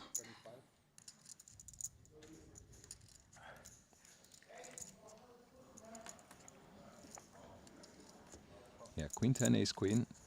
Kuhn comfortably covering. Young with 1.4. That's a big stack right now. Duan, 9-10 off. 9-10, popular hand in the game. Makes a lot of straights, connectivity. And this is a board where, I mean, everyone's got something. Bottom two. Queen 10. Makes, oh, no player with a spade. You can see the percentages currently. Queen 10 in the lead. And wow, this is actually a bit of an action card here. I mean, Duan's gonna make a boat, and no one really has put chips in. Queen 10 feeling pretty good. Actually, though, four spades out there, so 1 spade is a flush. So, well, it's 10s full of queens for Kuhn, and it's 10s full of 9s for Duan. Obviously, the 4 spades on board is a problem for the full houses. Yep. I check. Yeah. Respect being shown. What? What do you got? Straight flush? King. You got a king. Maybe. They're trying to figure out, wait. It's hard to have a full house be that weak in a spot, but not, it's not a good hand there. Move on to the next hand. A couple of these guys, I think, were in the late night cash game. I'm not sure specifically, but some with more energy than others today. Dude, that streamer game was great. Those guys are cool. And girl. Girl's cool too. I want to do At the bottom, right? a subsidiary of Triton for this kind of stuff. All in. Waikin Young trying to limp the Queen 10 offsuit. A finger wag from Ivy with the Ace Queen. Matumbo? Just a little I think that not the happening. Triton brand, obviously there's brands that are worth more in poker. Poker Stars, 185. GG, WPT, Poker King. But I think the Triton brand is one of the coolest. The coolest. That's what I think too. And if you did a content side or Can't believe entertainment waking side up with or the Ace something like King. that, I think it fits the best because it's so different. There's a dichotomy. The only caller. And gives Ivy the bad news. I don't know. I was talking to Wyken about this the other day a bit. Like, I think there's something there, and I think those guys are gonna make a bunch of waves, and I would rather them do it under this umbrella. Bro, believe me, I'm all about it. I was talking to Ninja about this 2 days ago. Ninja? Yeah. Oh, you know him? Yeah, well, I mean, through Twitter and stuff, yeah. We were tweeting at each other. I was like, you should come to Madrid. And he's like, I would come any other time other than this month. So he's going to come to Triton. I had talked to them all about. I talked to him about Players with top pair. He's Ivy cool, needed man. a queen You know, and I'm wasn't actually, able to a fan of connect. his. So Like, that's I all like she Ford. wrote for the great I've Phil been watching Ivy. him for 3 as we years. attempt to listen in on the exchange GG, between Phil. Jason Kuhn and Tom Let's Dewan. talk about it. This because I need some help. I Beneficiary need some help. is like me Kiat and Darren and Lee Andy were trying with to that put Ace together some King. ideas, so I need some help like thinking through. Okay. Hey, Phil, let's grab some lunch here next day or two. I got a good place. I think there's something big there, like, because their brands are so big. Like, Yeah, they're huge. All you need to do is make it so easy for them. Yeah. You know, a lot of them like poker. Oh, the other dude who hasn't even played poker yet said he would. I actually was talking to him on Twitter too. Have you heard of Tifu? He's got like, 12 million Twitch followers. He's a legendary gamer too. So yeah, I think there's huge opportunity with those guys, and they're just fun. They're cool. Yeah, they're pretty chill. They're super. I really like Beast. Yeah. Oh, he's amazing. I mean, I know him better than the other. I don't know. Yeah, the no, other guys really. I don't know him at all, and he is amazing. He's just has such a great laid back presence. He's entertaining. He's funny. He like feels. He feels very real.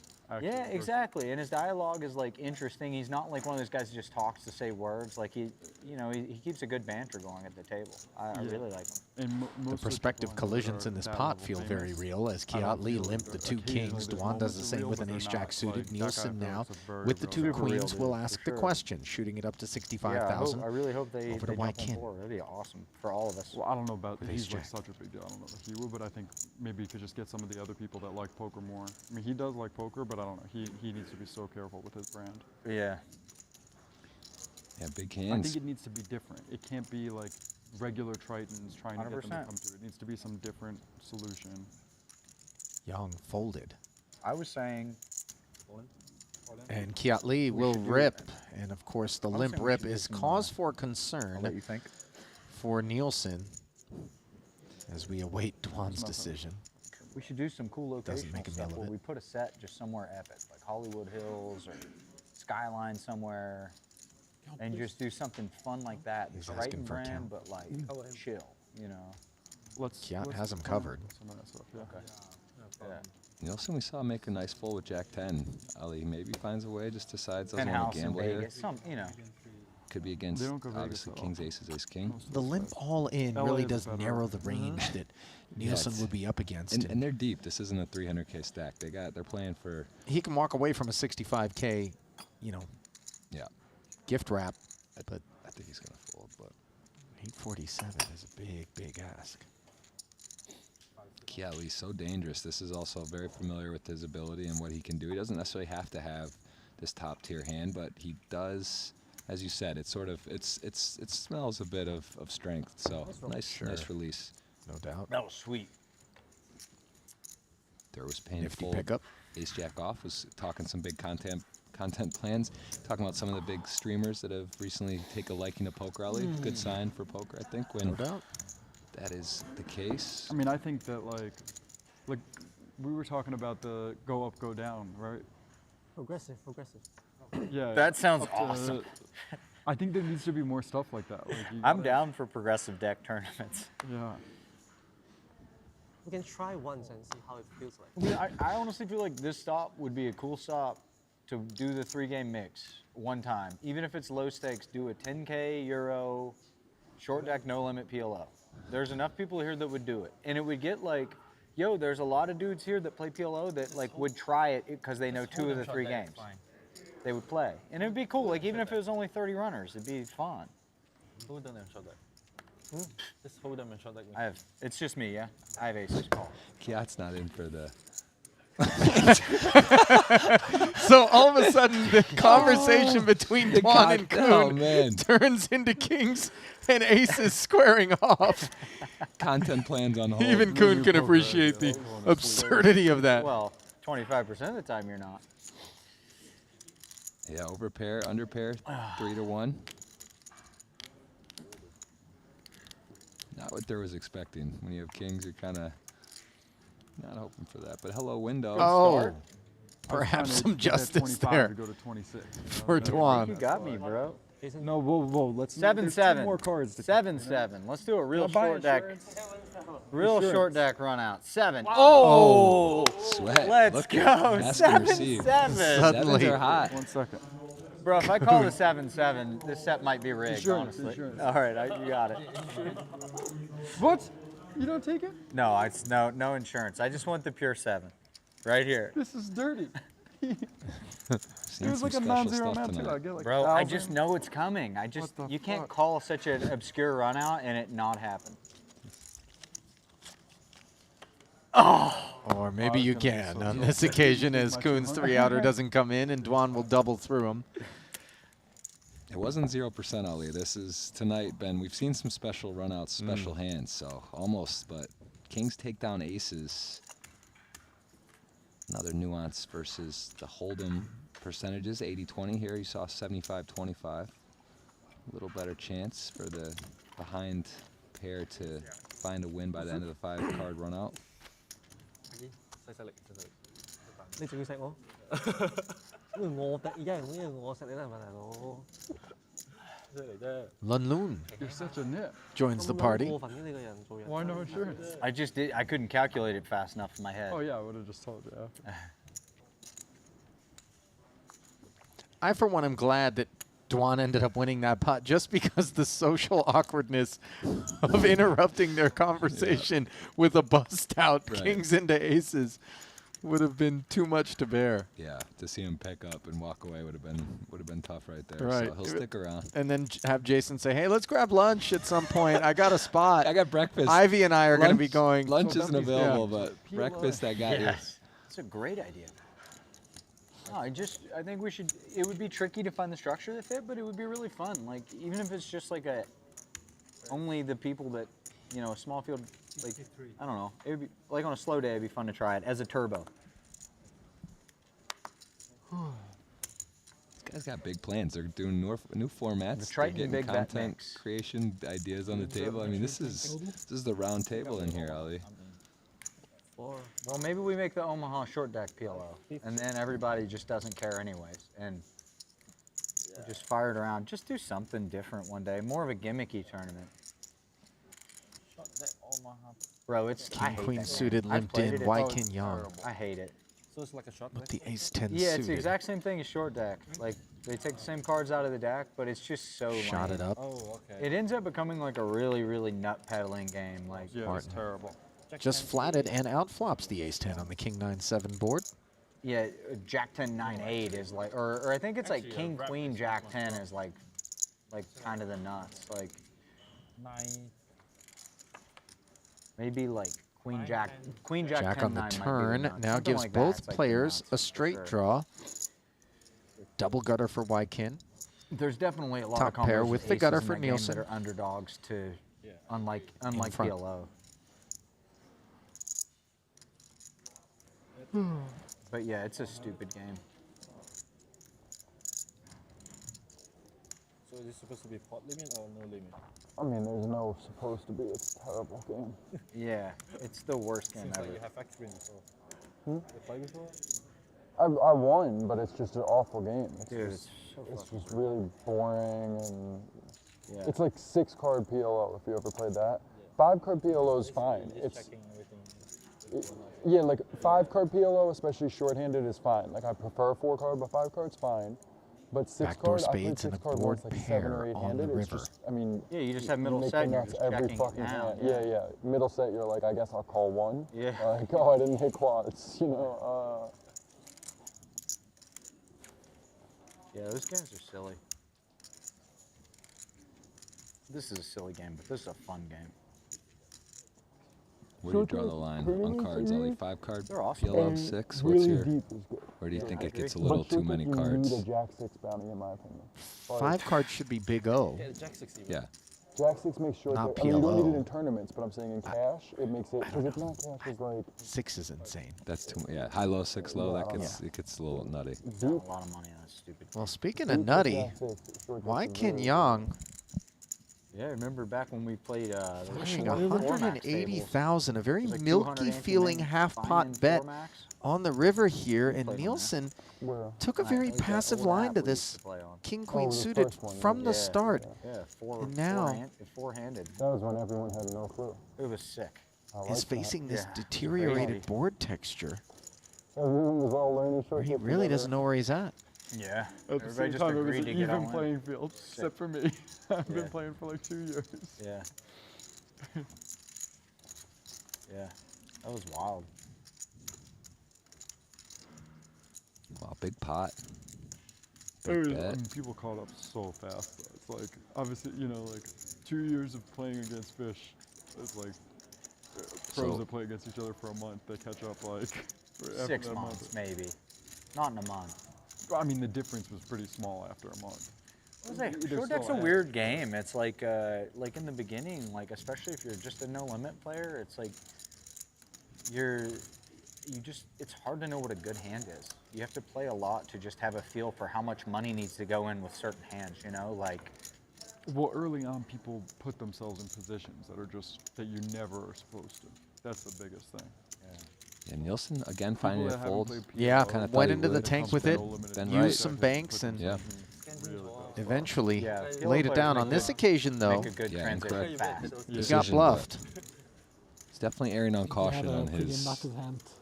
his folds, and he has been right the other times. We'll see. We'll see. It's hard to get it all right, Ollie. Can't bat 1,000. Fucking hurt.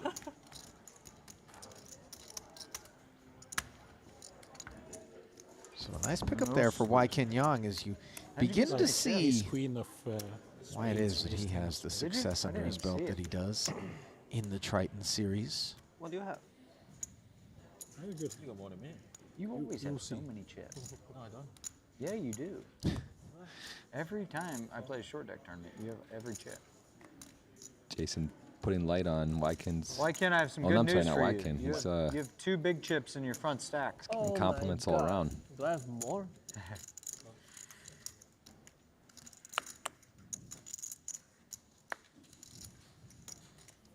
Limping with those pocket sixes.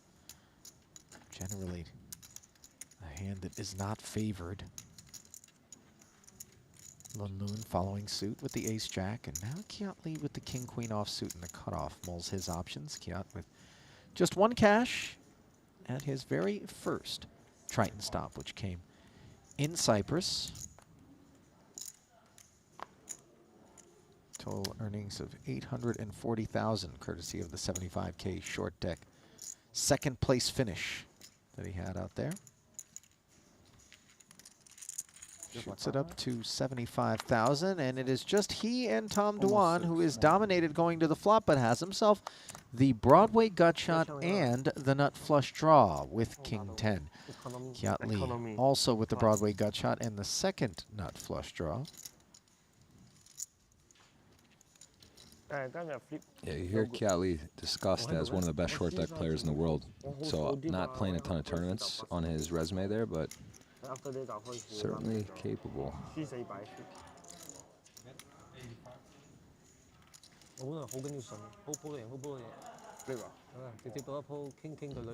has got potential for a big pot. Both players with some key cards here. 85,000, the bet from Lee, out of position.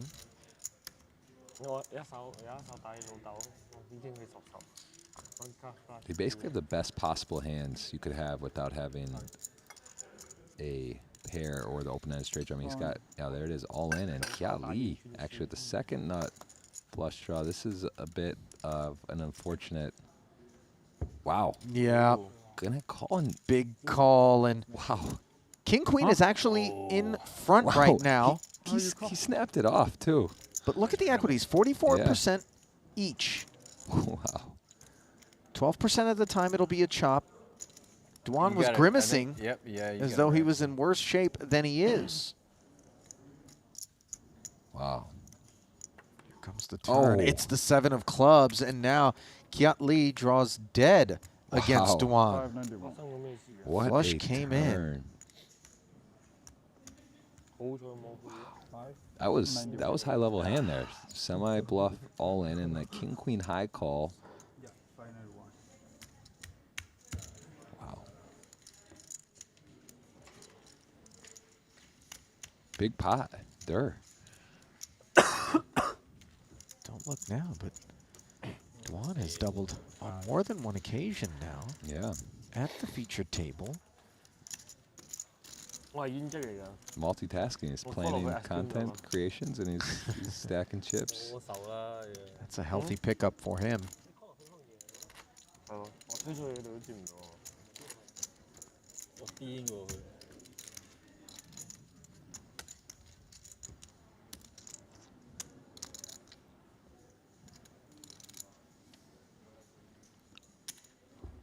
Big pot, man. That was a grown man pot right now. We have got some chip movement at this table. With just This hand? 24 players remaining here in event number All 5. right. Dwan up to 666K. Kuhn gave him a little look and said, "You always got all the chips," and he just played a chip lead pot. I tell you how you get a lot of chips. You make king queen high calls correctly for huge pots, and that'll help you put yourself in position for that. All in? Kuhn gonna rip it in ace queen. +1. 507K, his first involvement since arriving here at this feature table, off of 63 antes. How much is that? 500.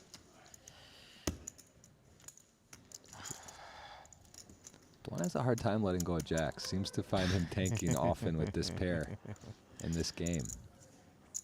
Not the same as no limit hold'em. The news being that you are up against some of these hands. Every once in a while you'd be up against like 9-10 suited or jack 10, but when you have 2 jacks, it's hard to have them have jack 10, and all other situations aren't amazing.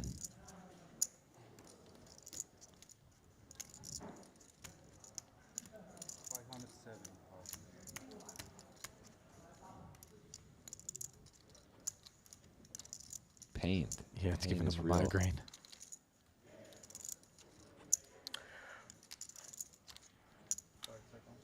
We'll be using a time bank here.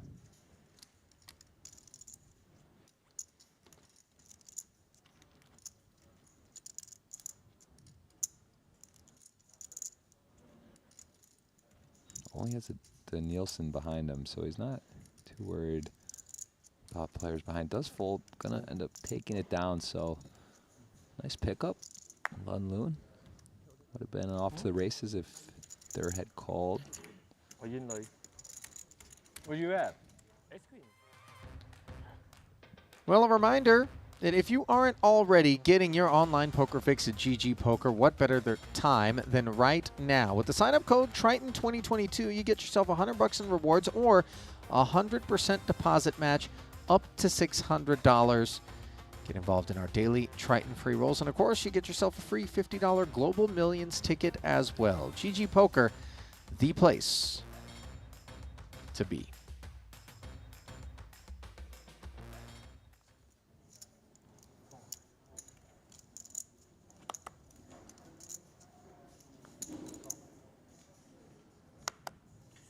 Ace-Jack offsuit for Kuhn, a limper, with the antes at 10 and 20K. Kiat Lee also limping, just to take back. Dwan with 8-6 offsuit, looking to get creative.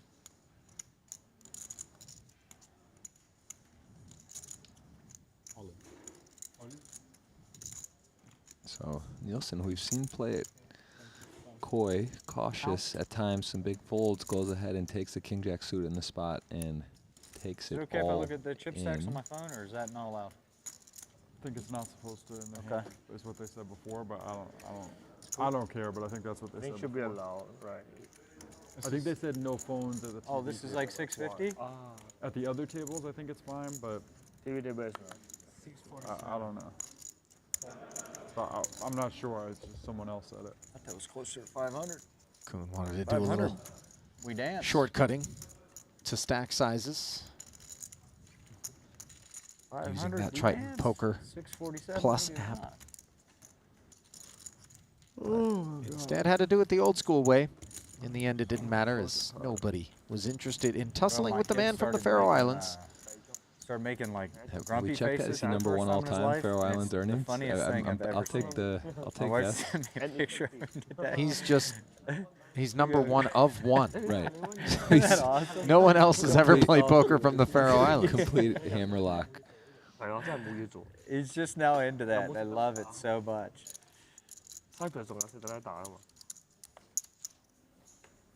Yeah, shout out to everyone watching on Twitch and YouTube. If there's anyone from the Faroe Islands, please say hello or elsewhere.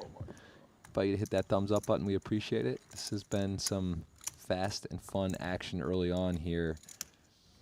Already a few champions crowned in Madrid. Do you think they have 33.6 or 56K in the Faroe Islands on their dial-up?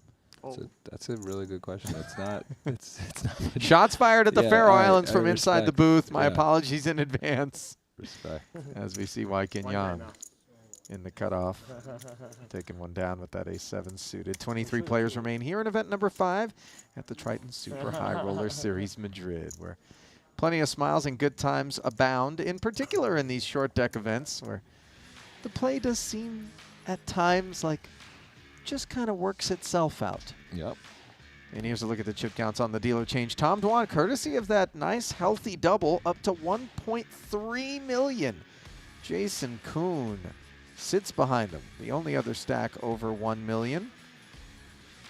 Wai-Kin Young and Martin Nielsen neck and neck. A little taper off to Kiat Lee, and then Lun Loon, the shorty, with 54 antes. The antes at 10,000. The button a double ante of 20,000. 3 players from Malaysia here at the feature table. 2 Americans and 1 man from the Faroe Islands, that being Martin Nielsen. Oh. Nice hand to peek down at any game. Ace King suited, 2 card games. It's a big one. And to the hijack, Wai-Kin Young not going to put in another ante with the ace-8 off. Note that trappiness with the ace-king suited by Duan here. Opens the door to Lun Loon, speculating with the 10-9 off, and now Jason Kuhn's got to make a decision with these 2 jacks on the button. He could easily just close the action and say run it, but instead, Limper's tax looks like it's going to be issued here by Jason as he pops it to 125K. Little tariff tax, yeah, there's got some plans here.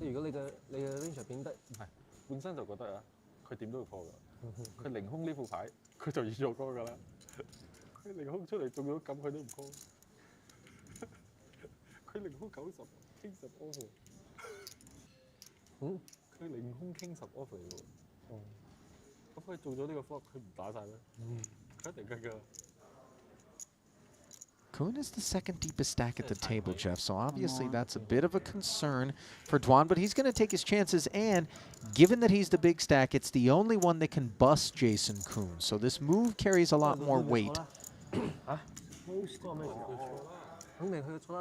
This would be... 9 pay, 23 left. I am supposed to call.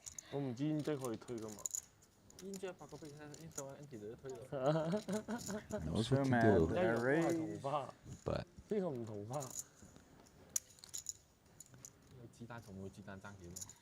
it's a little English on there. Lets him know I'm supposed to call. Time bank, eye you up. Let's see if we can get anything here. Wow, I just don't see it. I don't see a call here. Is it supposed to? Supposed to seems strong. What's that limp shove range from Tom Duan is the question to ask, and is the risk worth the reward? As Kuhn could simply walk away from this $1.25, which he does. Ace King? No, I wouldn't fold Ace King. What else are you supposed to call? Yeah, it's... You're not supposed to call? Yes, I am. That's what I... I mean, if everybody's behaving the way they're supposed to, I'm supposed to call. How many antes do you think I should? 100. Well, I mean, you're shoving my stack, effectively. Oh, I thought you had more. No, I have 100. Oh. 900 back. Yeah, I shoved like 140. That's why I was like, what are you talking about supposed to call? Like, what hand's supposed to call 140?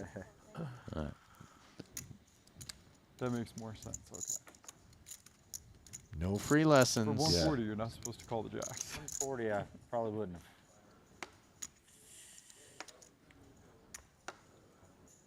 Oh, that's what I get. Some real old school stuff right there. Put a bunch of money in the pot with a good hand and fold. I'm happy you folded. When you said that, I thought you had Ace King. Jack 10 suited, one of the more coveted holdings in short deck. Tell me a Jack 10 suited. So powerful. Oh, God. I thought you had... Nielsen, well aware of that power, rips it all in as Lun Loon wakes up with a couple of queens. He is covered by Nielsen as he surveys the landscape. We both made each other fold jacks when we had Ace King. Even fight. Although I put in a little. So Jack 10 suited in pretty good shape versus many hands. This is one that is... You're just like, are you full of shit or not? Right? Yeah, it's like not what you want to see. But jacks for 100, that makes sense. Heart too, just for good measure. Oh, you get that one. Got your heart too. Will be the only customer for Martin Nielsen's Jack 10 suited, so he is not at risk, but it's the right game, bro. Same can't be it's the right said game to run good. for I mean, they're Lun Loon. always giving you a sweat. It's just. He's trying to jinx you into like the 6-6-7 flop. No, I would They're never. always giving you Like I said earlier, I'm not about killing a man's sweat. I'm not jinxing anybody here. You always get a sweat. King 10-8, and the two queens are in front of Jack 10, but that Jack 10 holds 29% equity. Quite a few, yes. Here comes the That is turn. It not. is a 6. Safe card for Lunloon. To the river. Oof. And the Reverse 9 that, and is you got yourself a still sweat. safe. So Reverse that Lunloon's two card. queens will hold as he doubles up to over 1 million in chips, seeking his first I know, Triton bro. cash, a newcomer this year, Yeah, I don't know about as that he one in the attended the tournament. Cypress Festival earlier. Pretty good tournament, man. And here he is in Madrid, good back tournament. at it again. Yeah, but I mean, I might rip it on sometimes there with the little Jack 10, Ace 8 10, suited. 9. I got you in bad shape sometimes. Ace 9 suited. Actually, 100x, yeah, it could be one of those.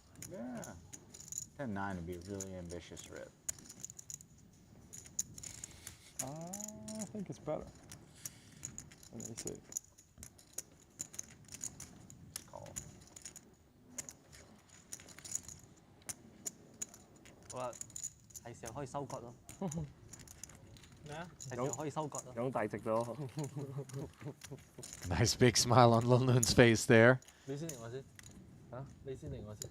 as he's getting 你哋中意 a little earful from Kiatli and Waikin Young. 好撚過分佢哋兩個，得 TV 嚟嘅喂，respect 啲得冇啊？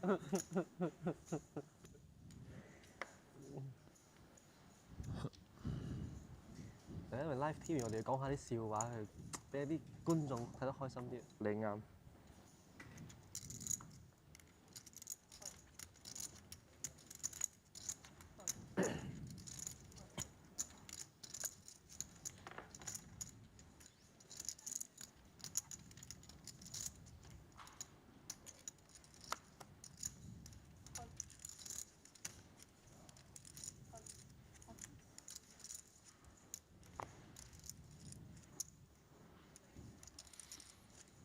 Couple of limps with 8-9 off and Jack 8 suited for Jason Kuhn and Kiatli in front of Tom Dwan. And from the button, will he let the boys take the flop or look to thin the herd? 110 more. Yeah, upstairs we go. Questions asked. Kuhn's 8-9. Not interested. And same for Kiatli's Jack 8 as the ball stack flexes its might. Yeah, things changed quickly in this game. Durr was on his way out, kings to aces, 3-1 dog, and now finds himself top of the chip counts, up at least in that neighborhood. So quick work from him. Gonna get lucky in poker alley sometimes. You know, it's no matter what you do with it. There's some people hit and just sort of. That's that. Others hit and run, hit and move, hit and go. Lunloon also with a nice pickup lately. Queens to Jack 10 suited holdings over $1 million. He's got ace king. Thinking about his options here. We'll go with the call.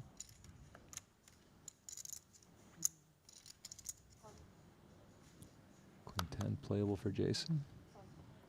And notice that the ace-kings have been doing a lot of limping, almost preferring to sort of invite and tempt somebody behind them to try to put a raise in and allow them to then come back over the top.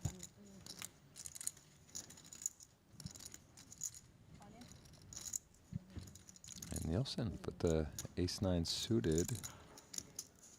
He's going to juice it. All in for his remaining 190,000 after a big chunk of Nielsen bucks were passed over to Lunloon with his Jack 10 suited.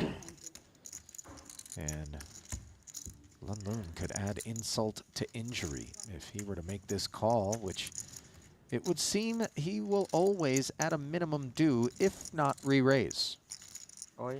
And indeed, the all-in should make things easy for Kuhn and Dwan, but that ease stops there as Nielsen, with the ace-9 suited, is in trouble. You got ace-9 off?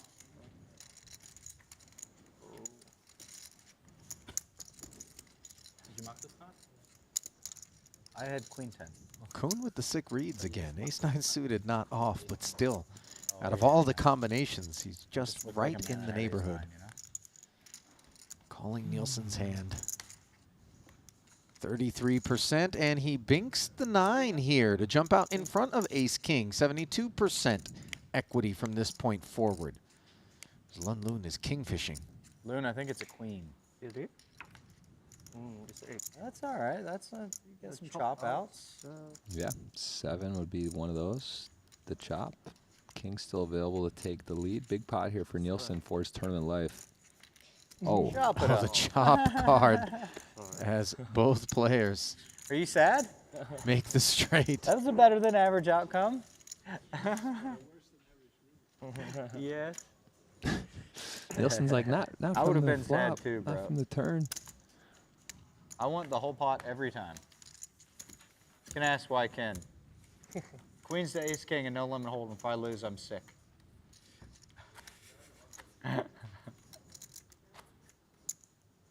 I'm sick if I lose, like, I'm sick if I do just lose to aces too, you know? Yeah, just sick.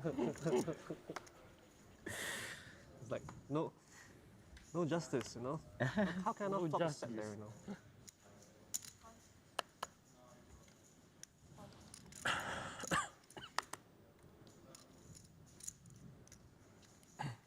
Loon limping in with Queen Jack, and now it is Kiat Lee's turn with Ace King. This has been a very Ace King rich environment here at this feature table, Jeff.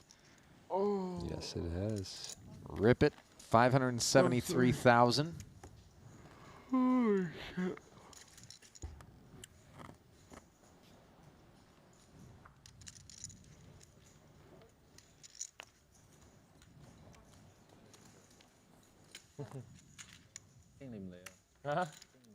No takers. 收割緊啊！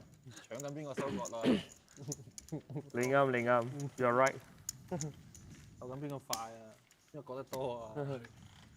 而家我哋比賽唔係邊個贏呢個湯啊，邊個割你割得多？嚟啦！我等唔切俾人割咗啦。今日大佬你嗰幾啊？12啊應該。你嗰12啊？唔係都係打到12。但係今日呢個係多5分鐘嘅喎。我從來打半個鐘，人打35分鐘。哦，多5分鐘啦。7-8, not worth the completion for little Annie Kiat Lee. Queen 10. 打少一個 level 啩。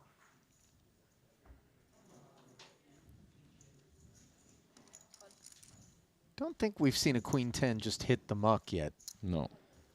Almost every time it's been dealt, if memory serves me, that hand has been limping in.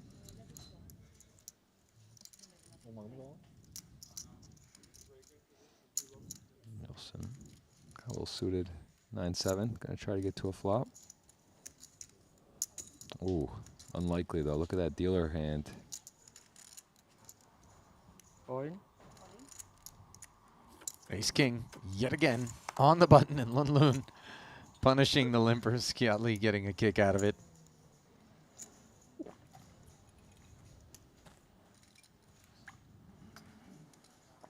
Nielsen mulling it over with the 9-7 suited, but ultimately into the muck it goes.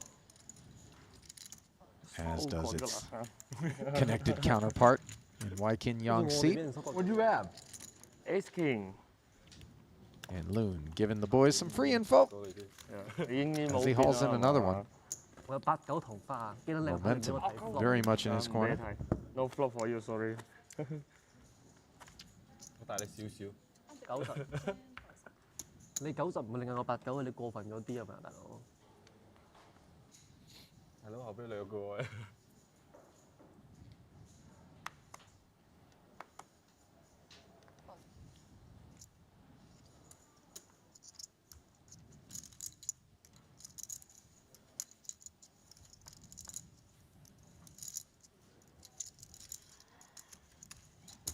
Ace Queen for Dwan.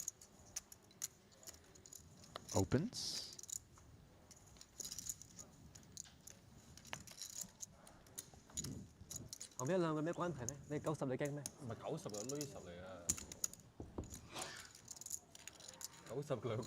Yet again, Queen 10 in there, this time suited for Lun Loon. Oh, sorry. Moon says run it from the button. Three-way affair to the Jack 7-6 board. Nobody connects with this texture.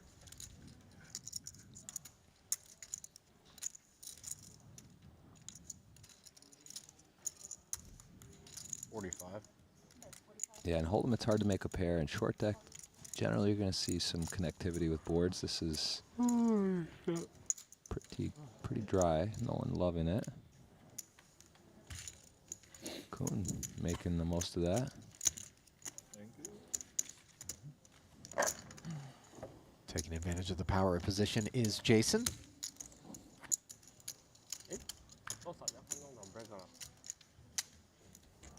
Yeah, those pots add up. He's generally in good position in these tournaments, and you can see just recognizing situations to stab to try to win when he doesn't have much going on. Durr's already had a final table today, short deck.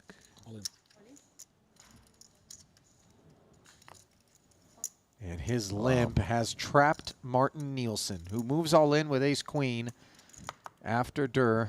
Oh, wow. Limped under the gun, and now a couple of kings for Lun Loon.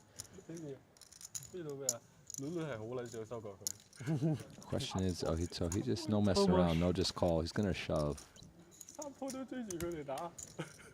Now that shove makes matters a little bit more complicated for Tom Dwan, who sits with $1.5 million and only has 20K invested here. Yeah. Does he really need to spin and square off against not one but two hands? Yeah, effectively the 180 not so worried about, but this 1.1 from Lun Loon is significant. And he's in a great position at 1.5 million with 23 left, 68 starting, and this is what's going on. We saw him mull over jacks. This is actually a lot more, I think, difficult and bigger pot, different time, different situation, understanding Lun Loon, what he's got, what he's representing, and ultimately, is he just, you know, there are things about trophies, big pots, cash games. It's hard to let go of the ace king. Yeah, you see the eye roll. I'm definitely supposed to call. I just really feel like you got a good hand, man. I don't think I can fold it, though. I hope I'm wrong. I really feel like you got a good hand. What do you think, Ali? Oh my God, I really feel like it. I Well, it never make sounds like big folds though. Like it's just not fun. What if you're wrong? Negative free roll. Yeah, it can't. If he calls, can't be too bad.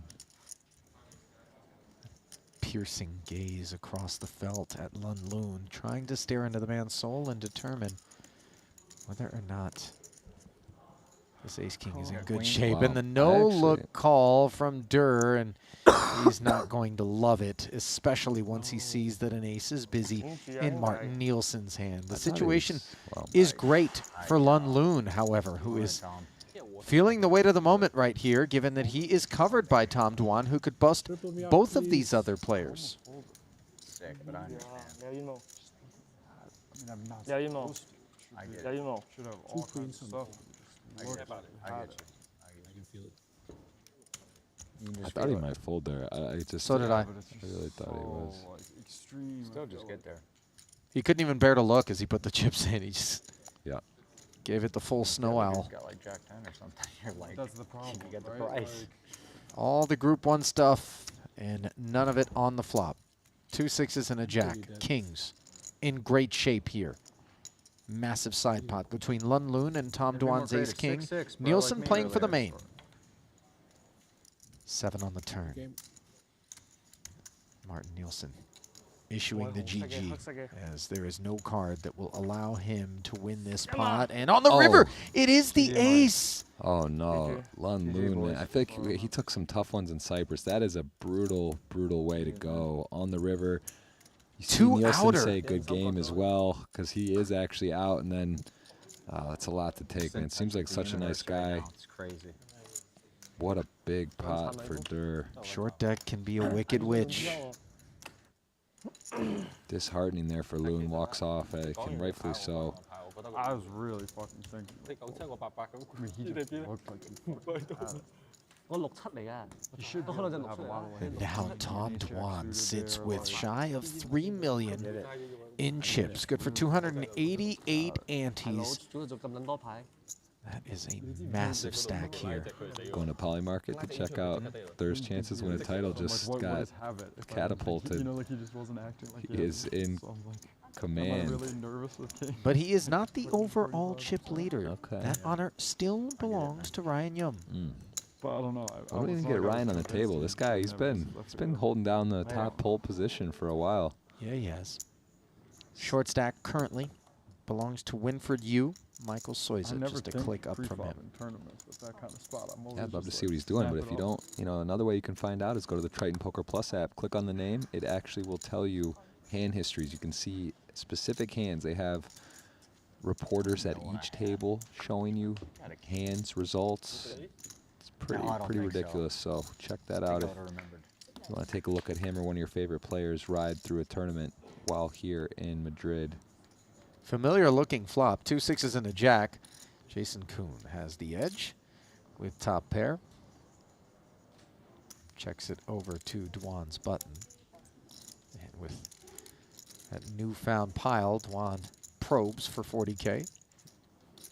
Yeah, essentially like the big blind here. So Dwan with a lot of 6s in his range. Kuhn will make the call. Now Dwan's got a gut shot straight draw with that ace playing as a 5.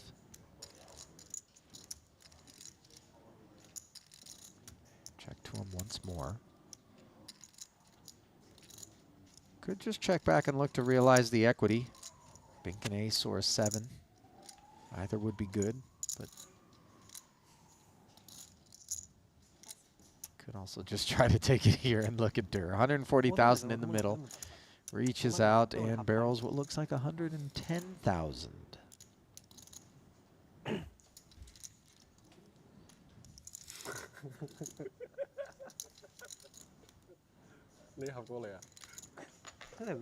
Double flush draws on the board. Credit to Jason here. Sticking on. It's not an easy call, but still has top pair. Kind of hard to get away. And now backdoor hearts come in. See those backdoor flush draws far less worrisome in short deck than they would be in their long deck counterpart. Yeah. King doesn't rate to be a card that hits Dwan's range, and Kuhn awaits Tom's river decision here. And Dur shuts down. And that was very much what Jason Kuhn wanted to see, as that third barrel would have put that Jack-10 in a bit of a difficult position. Yeah. Twitch and YouTube were rooting for a big bet. See what could come up with there. They want Ace King hand, I don't think he minds. He'll pay. Yeah.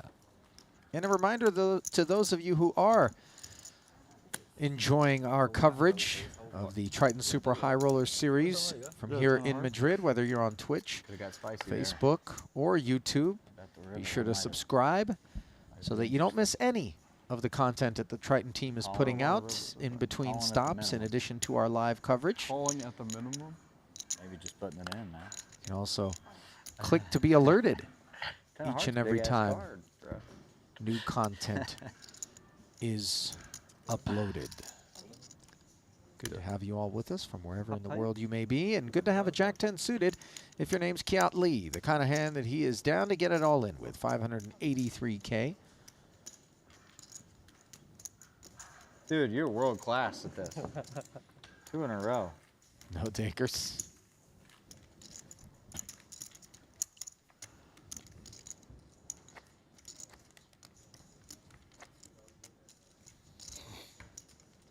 Four-handed action at the feature table now, as we close in on an official redraw, which will take place at 18 players. Currently, we have 19 total, spread across 4 tables.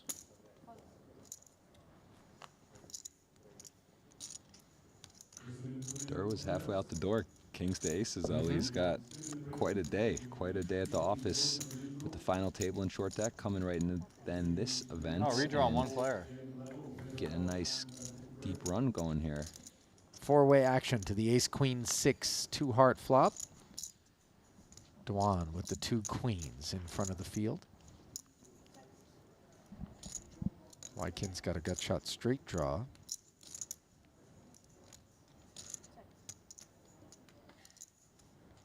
Knuckled around. 9 on the turn as Young adds a pair to his arsenal.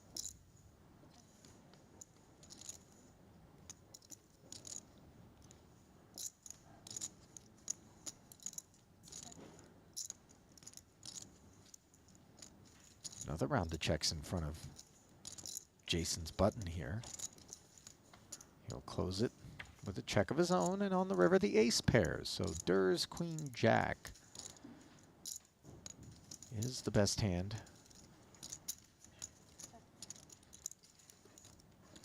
Feels like this one's going to get checked through.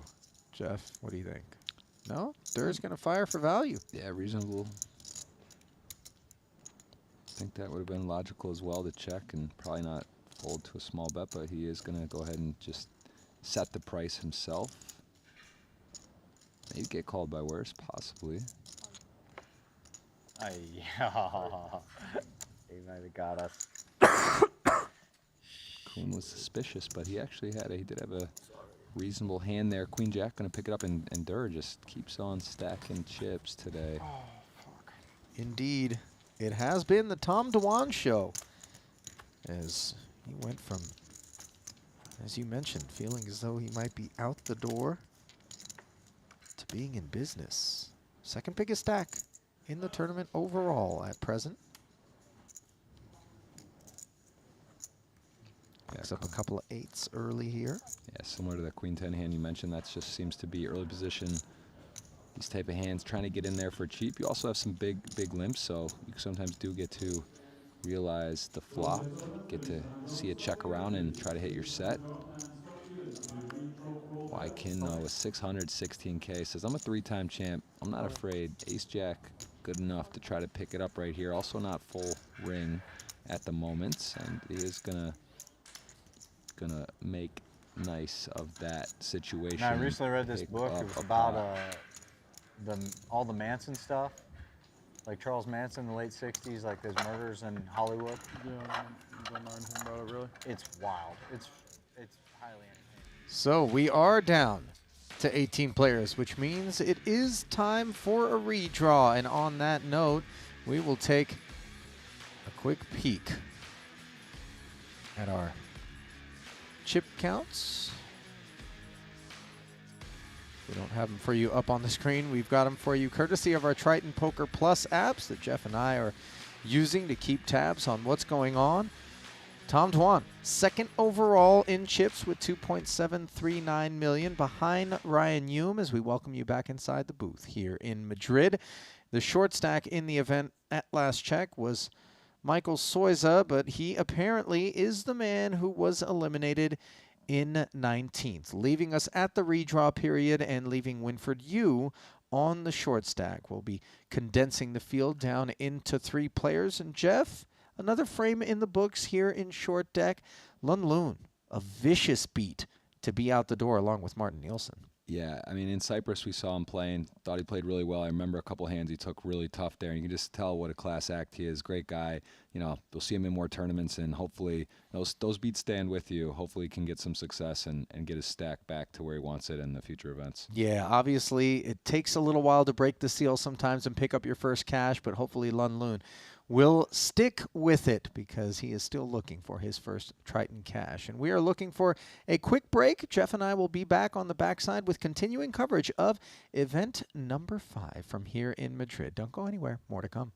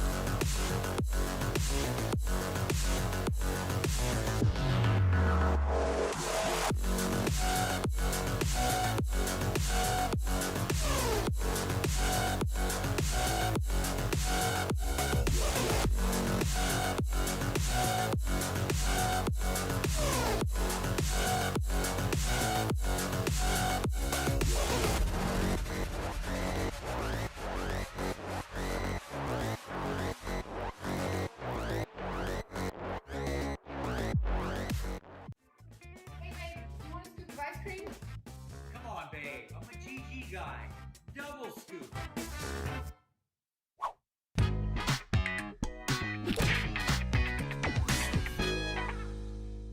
We double up on everything. Come play now on GG Poker.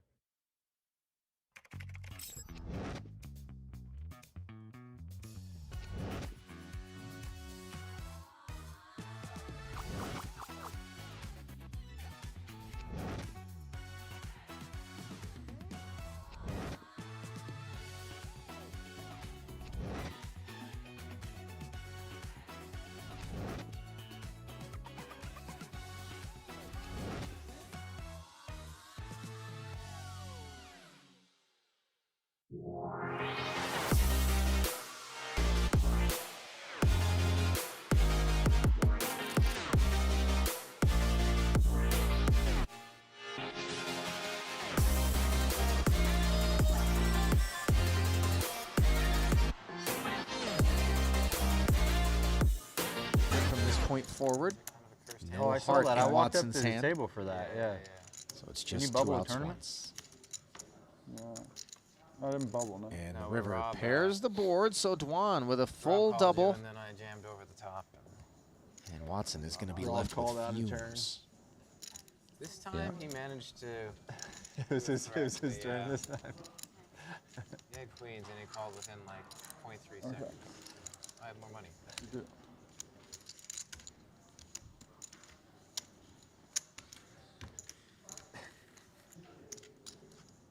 I was like, Rob, I have literally the only. Yeah, where's hand Sir that I Watts on actually the immediately know what to do. title list? I mean, he's got a bunch No of cashes. wins yet. Couple 9 cashes, 2.8 million for Mike Watson in Yeah. Triton earnings.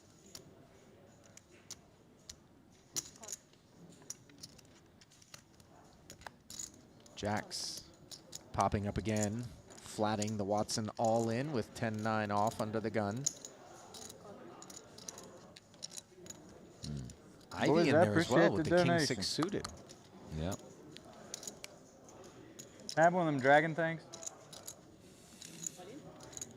Hey. I got you, brother. Watson giving Kuhn a pound there, as That's obviously my this money. all in with his ace king will provide Mike right. with some protection. Yeah. Welcome sight for sure. That is I mean, the whole nice, fucking, nice I value for appreciate his the all in. donation speech. How can I fucking call after that? I appreciate the donation. Well, I'm not bluffing.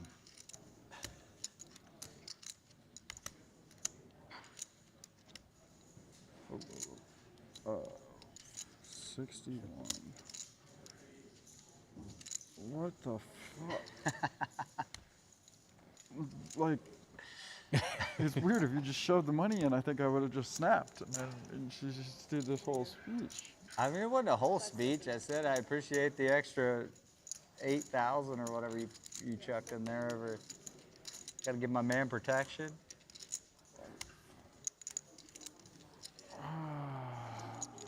We still have rebuys? Yeah, if you act in the next 5 6 minutes. minutes. 6 I minutes. think I'm going to make it in the next 6 minutes. You don't have that much. Dwan sticking around with the jacks, thinking about it, but this You would be just have quite a good call. hand, though. It just seems like you have a good hand. Well, All right. well, I did bet 700,000. There's not another player in the hand. The other I guy squeezed was out a real. Yeah, nice I got a one. good hand. I got a squeezed out real a good one. real good one for You this. could have just like an ace-10, and I'm just No. So I mean, Dwan I put could- the I 2 could have jacks into the mug. succeeded, maybe. That would be so fit. Ivy folds as well. And Watson's going to get a spin with 10-9 offsuit I was against just- ace How king. much do I owe you, Mike? Well, I had ace king off. I'm really glad I did the speech and you didn't snap it off. It's gonna be 21. No. Really? Yeah, I guess. I don't know what your hand was, but I'm Jacks. usually pretty. I'm happy you folded jacks. Me too. He's definitely has. To the flop we go with Watson's fate in the balance. He's got an open ender. Money come. Damn it. Wow, 2-1 favorite with that flop. Yeah. I played a lot of short tack, and nothing can go wrong for me here. God damn And it. somehow Jack shows up. Dwan tilts as he would have had Jack. You went with your gut, bro. Oh, man. No, the gut was that I should Ace fold king when you was did John the stupid dead I there. appreciate the donations. See, I was like, sharked, he I doesn't have sharked shit. you out, bro. I He sharked has you. a decent hand. He doesn't have some fucking cheeseburger.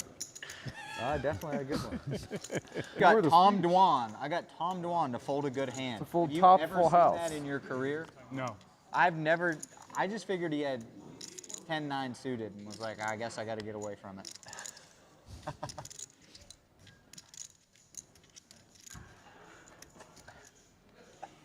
I mean, as experienced as these players are, earlier That's the first time I've ever seen you fold jacks in my career, I think. Another ace king popping up. This time it belongs to Davies, who's got Dwan in a bad way under the gun. How much you got, Seth? 232. Durr raised it up to 33 and a rip from Davies. And now Kuhn asking for a count as he's woken up with 2 queens. I have a rebuy. Owen. Kuhn been active, getting dealt in here. Another good I hand. got the ladies. I got the Doyle. All right. And he rips it in, and we've got a classic long deck race. He's been doing this thing lately where he calls hands things they aren't really. Like earlier I had him all in and he told me he had the walking sticks and flipped over kings in my face. Like he's just constantly trolling with hand names lately.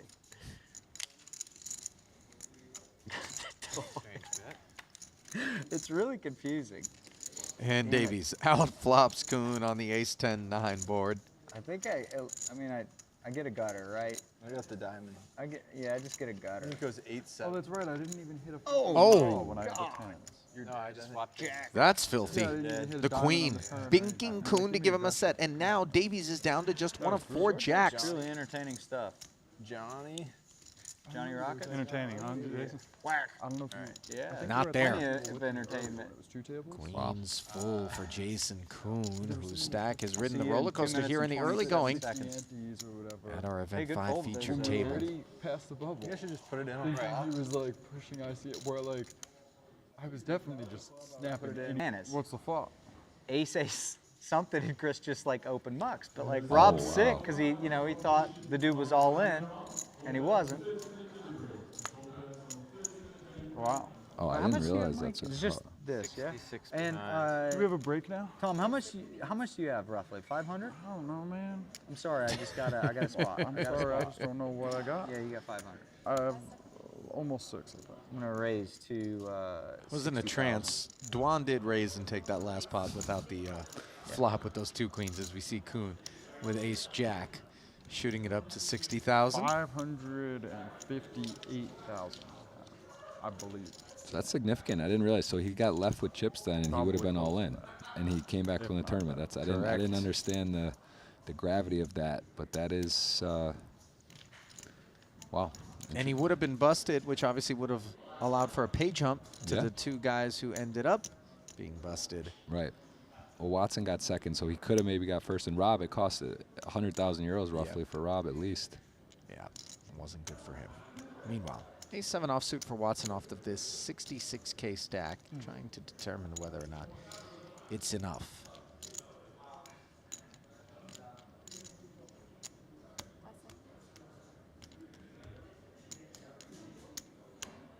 And he decides yes, so a modest re-raise to 72 total. This doesn't reopen the action or anything, right? No. How did you raise to 60,000? This is so weird.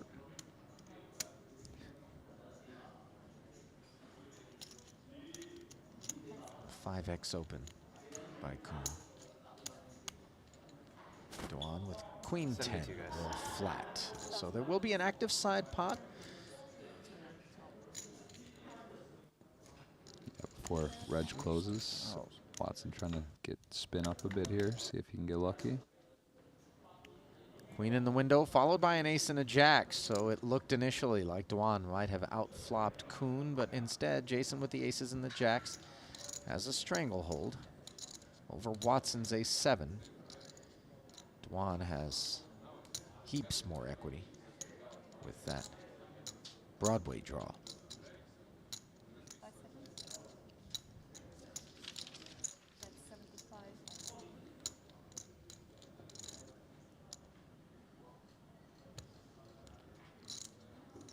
$75K, the bet from Kuhn into a dry side pot. Dwan, no stranger to short deck, Jeff. was one of the original players that headed out to Misclick Macau and free. splashed Thought we were around at in the those 8K nosebleed level. cash Yeah, games it's like, what the fuck with you the doing? likes I of don't Paul get it. Pua. Yeah, misclick. And Jason saying he Queen. misclicked when he opened to Level 60,000. earlier. Yeah, I think that's what it was. We were talking about the 16K button. Versus button against Makita with like King 8 off. Oh shit. We have dinner now? Half hour, right? Watson knows he's in horrendous Busy shape, and storytelling. now he's We're drawing gonna to a chop chop this thing on the I turn. chopped every pot on this table basically today, so let's see if I can chop another. Queen also, right? So he's got a. I got 7 wins here. See it. You're right. The One queen more. would have Get the worked as re-enter, well. He's using Yeah. queens with the jack instead. probably It's the 6 of decision-maker. diamonds, Yeah. and that'll do it for Mike Watson, who won't have to sit through the dinner break and come back on a nub. It is the end of the road for him, and a nice pickup there for Jason Kuhn, as the players are here with him on the trip. Always good to have the family around to support you. Yeah, days have changed. I remember being at Burning Man with Jason a few years ago, running around in the desert, and now, you know, settled down. Yeah. Family. It's a little bit harder to travel and play poker. Cheers to him bringing them. Yeah, 500. Yeah. Yeah. Good luck, CK. I got a big one. You got suited ace? A suited Broadway. Kerry Katz with the king queen, Oh, yeah, you got the one rips you it wanna all see. in Well, the You cutoff. want to see the jack, but I've got one of the ones. Pretty much. Kuhn's got the king 10 suited, so Katz, 40%. decent favorite. Yeah, no.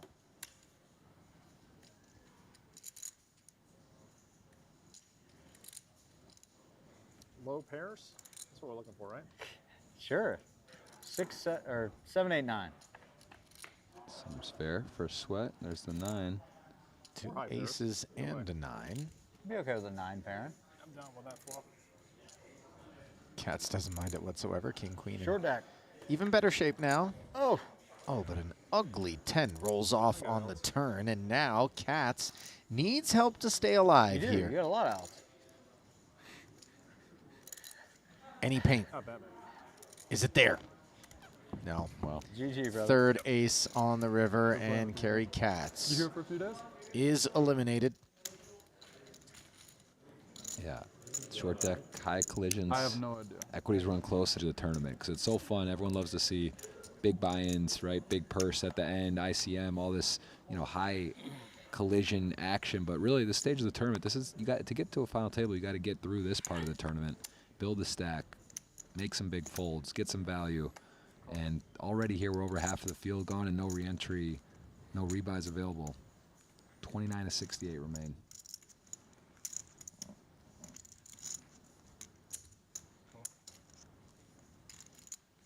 Dwan open limps the jack 10 offsuit. White Kin Yang with the ace 6 suited, limping as well. And Ivy's going to rip it in with the diamond version of that holding.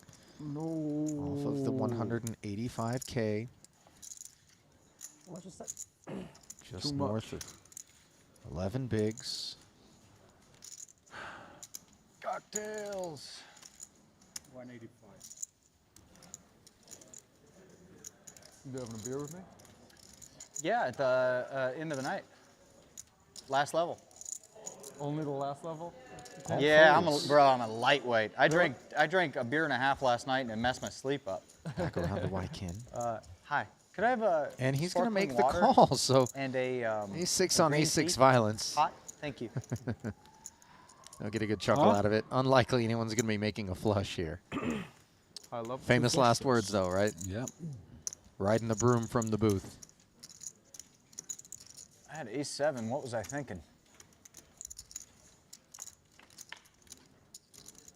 $418K Okay, pot. there's Could be some backdoor Chance flushiness. someone's what you getting were a thinking? sweat here. Nope. Boo. Club ends the drama, and the inconsequential river will be delivered as the players will carve it up.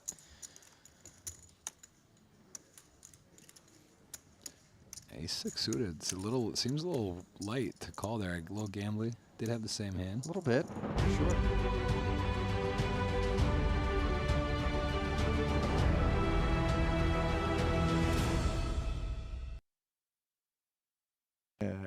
and welcome back inside our broadcast booth here in Madrid, Spain. Ali Nejad alongside not Jeff Gross, but Brian Rast, the Czar, back in the saddle, taking us through the home stretch. A couple of levels of coverage still remaining of event number 5, the 25,000 euro short deck, where just before the break, I announced that the dearly departed player who left us with the redraw was Michael Soiza. I walked out and saw Soiza with heaps. In fact, he is currently 6th in chips. It was, in fact, Stephen Chidwick who was busted out and left us with the redraw. So my apologies to Soiza. You are not RIP. You are very much still alive in the event. In fact, when I asked him, he was like, well, I'm still here. I said, yeah, you very much are. Overall chip leader continues to be Ryan Hume from the HK, and Winfred Yu is the short stack with just 248,000. The redraw leaves us with a new featured table, and there is a look at the participants. 6 of them, including that chip leader. We have yet to have an opportunity to watch him work, along with his counterpart, Danny Tang, both playing under the Hong Kong flag. That 2.8 million stack is one better than that of Tom Dwan, who is 2nd overall. And also at this table, Rui Cao, also here, along with Ivan Liao and Chun Tong Xiao. So what you're trying to say, really, is that Soiza is the Asian Stephen Chidwick? Or is it that Chidwick is the Caucasian Michael Soiza? One or the other, apparently. Okay. And our chip leader lays down the ace-6 suited as we get things back underway at the 10 and 20K level. Dwan limping in with an ace-7. And there is your first look at Chun Tong Xiao with that oh-so-popular king-queen. He's certainly not going anywhere.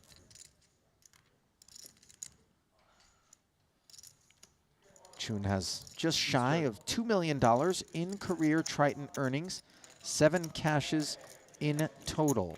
Did not join us in Cyprus as he hits top pair on the King 10-8 board.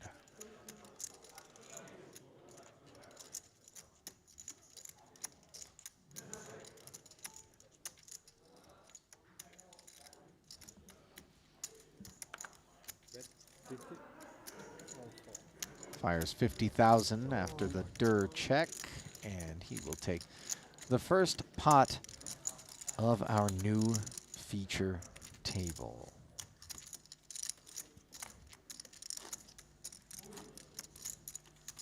Well, Rast, it's been a minute since you and I were in the booth together covering short deck. When we were in Cyprus, we got a bit of a primer from a player we shall leave nameless to kind of help guide us with respect to some of the strategies associated with short deck play and some of the evolution of the strategies that we had been exposed to on the last occasion in which we were calling short deck, as we see Ivan Liao here under the gun. Yes, certainly, I remember it well. And New the primer ante was very helpful. Yeah, indeed. New ante level, 12,000. And as mentioned, Ivan Liao limping in. Ryan Hume wants to speculate with the King 10 offsuit. Same story for Tom Dwan. And the more players that limp, the more incentivized we are as we get deeper into position to join the party. Danny Tang coming along, and Rui Cao says check it. So a 5-way affair to the 10-10-9 board, which is very much a Ryan Hume kind of flop. Trips. Somehow we didn't get an ace, despite the fact that nobody has one. Although, yeah, the only people who really flop anything interesting here are Ryan and Rui Cao. Doesn't really feel like anyone else. Danny Tang does have that 9 and Ivan, but in a 5-way pot, they're going to be much less than excited about it, and you'll probably see them both snap fold it. One's already has, and after Ryan comes in this pot, so will Danny.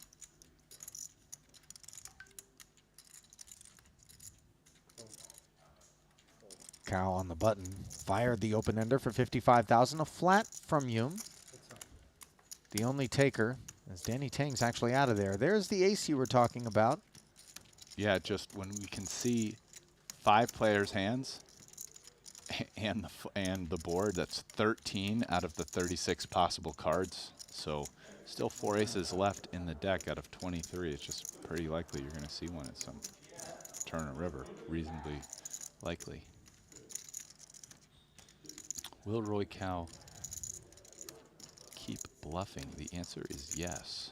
125,000 the number now as Ryan has slipped it to him a second time. It's definitely not going to work here. But it doesn't feel like Ryan is going to raise. Yeah, I just call, and now the river's where the big questions get asked. And well, if there was concerns prior to that, they no longer exist as Ryan made 10s full of kings. Checked it one more time, but couldn't get Cow to fire unimproved, as it was a 2-barrel affair for Rui. And the rich get richer, Raz. yeah, that's, I mean, sounds like real life. This is real life. You bully me? Oh, this is poker life. Which is a subset of real life. This is Ryan Hume's second ever Triton series stop. His first was London back in 2019. He has Cry first. yet to cash in a Triton event, but he is obviously poised to pick up his first cash now with the chip lead. Cry with excitement. I haven't played a Triton tournament yet, but I was just saying. Come on. I tell you now, Ali, I think I'm going to play tomorrow the 50K. Into the saddle you go? I think so. Hopefully I'll give you something to commentate. And not in a bad way. Look at those mounds of chips. Yeah. Kind of way. All right, well, we're going to hear from Ivan Liao here in a good kind of way. And I've got Ace King and a bunch of people that put money in. So let's do something. Wow, all in. That is certainly something. And it all goes for $1 million. And the optics of something like this, when we look at it from a long deck perspective, look so reckless, right? Why would you plow $1 million in chips out there with the 3 limpers? Who's possibly going to call you? But in short deck, a little bit more sensible. $1 million. Oh, certainly. Yeah. I mean, 1 million. effectively, he is mostly playing that full stack because, you know,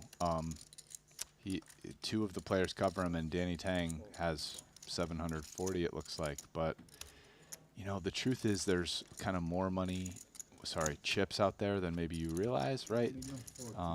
It's 24 times those 4 players, plus, you know, how many handed is this table? Is it 6? Yeah, so you have 24x5 out there, actually, for the 2 Annies that weren't completed and the 3 that were, and him on the button. So, you know, 120,000. It's a bit of an overbet, certainly, but it's definitely reasonable. And one of the things that makes it a little more reasonable is, you know, if you make a more reasonable raise size, you're very likely to get called. And so because the equities run closer, when you're doing these drastic overbets, you're creating situations where a lot of hands that have pretty good equity, now it's much harder for them to call you. And so therefore, you know, you do it with some of your best hands, the aces, the kings, the ace-king perhaps. Then you might find a player slipping in there with like the 10-9 suited or the ace-9 suited, the ace-10 suited as well. And then they kind of have that jamming range. Maybe you have aces in both. You have aces sometimes jam and sometimes raise it.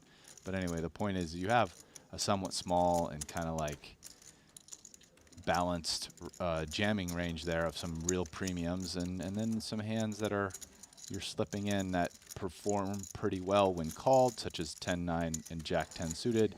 And then the ace-9 suited, of course, performing decent, but also blocking the ace, which is huge.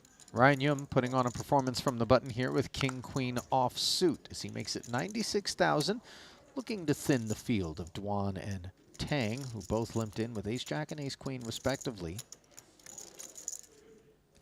Danny with the decision here. Right. And his decision is not fold. He's deciding, do I stick in the call or all of it? And yeah. Ooh. Ryan asking for a count here with the king-queen, which is in horrendous shape against this ace-queen. Yeah. I mean, king-queen is a pretty good hand in short deck, but... This is 7. But so 7. this would 21. be... To me, this strikes me as a call you 741. make only if you think Danny is messing around a bit here. Well, given that Dwan opened the pot under the gun for a limp and then Danny flatted behind him, is Yum going to think this hand isn't quite as strong as it's looking to make itself out to be? It's one thing to be the pot opener as a limper, but when someone's already opened in front of you, you're a little bit more incentivized to put the raise in right there and maybe isolate, no? Yeah, this is, to me, that's a bit of like no limit thinking, where there aren't so many limped pots, and when someone limps, people do that all the time. But in short deck, where so many pots get limped by someone early, I think like this kind of strategic adjustment of limping behind strong, it happens a bunch. And I've already seen it a bunch just commentating between Cyprus and here. So, yeah, I hear what you're saying, but I just don't think it's kind of that easy to rule it out just because he limped behind is really the way to put it. So Ryan put his hand into the muck, but now Dwan is asking for a count. He can certainly afford to spin the wheel against Danny, but he is in awful shape if he chooses to do so. Almost a 2-to-1 dog. Yeah, so I mean, I think Danny's definitely can have like we see he has ace queen. I think he can also actually have ace king, frankly. Can he have aces or kings? I don't know. Maybe he's likely to raise aces himself. But I think Tom's thinking that he could have a hand like Jack 10 suited, Queen Jack, you know, 10-9. And, you know, some of those hands with the Jack he might be doing quite well against. So I think that's kind of what Tom's thinking and why he ended up calling there. I mean, looking at it, it's like, oh, hey, he should be behind. You know, you see he's behind, so that sometimes that can skew your image of like the players, because obviously they're playing the ranges. They can't see the hands like us. But unfortunately for Dwan, however, it is an ace-queen that he was up against, but that misfortune turns to good fortune as you see that grimace on Danny Tang's face, the product of a jack-high flop, which is an all-Tom Dwan affair. I wasn't in the booth, but I was queen fishing back here watching you guys, and so I noticed Tom getting quite lucky here. Oh yeah, he's white hot. The ace king versus the kings, and now the ace jack versus the queen, although it's not over. Both players do have a gut shot straight draw here, but it does not come in, as a king on the end spells the end for Danny Tang. As that W for Tom Dwan will officially put him in front of Ryan Hume, as we have a new chip leader here in event number 5. Okay, I can't hit. Wow, it looks like all 3 of the players, 1, 2, 3, are all at this table, because number 3 is Roy Cow. And actually all of them have a pretty considerable lead. I mean, Kenneth Key is in 4th, and Santi Jiang is in 5th, and they're both in the 1.2 million range. And our chip leaders all at this table: Roy Cow, 1.85, Ryan Yum, 3.05, and Tom with over 3.5 million. I mean, this table's going to sink to the bottom of the ocean under the weight of all these chips. Like, pack some scuba gear. Yeah. I mean, there's 3 tables in the tournament, and this table probably has over half the chips. Almost certainly, actually. 16 players remain now. As Chun Tong Xiao playing under the Malaysian flag limps in with the ace-8 suited, and Ryan Hume will also limp. And now Tom with an interesting hand here. So this is one of the hands I had mentioned earlier. Ace-9 suited as a hand. You block aces, and it plays pretty decent. Sometimes players choose to get this hand in some aggressive aggressive pre-flop range action. It's cool. Yeah.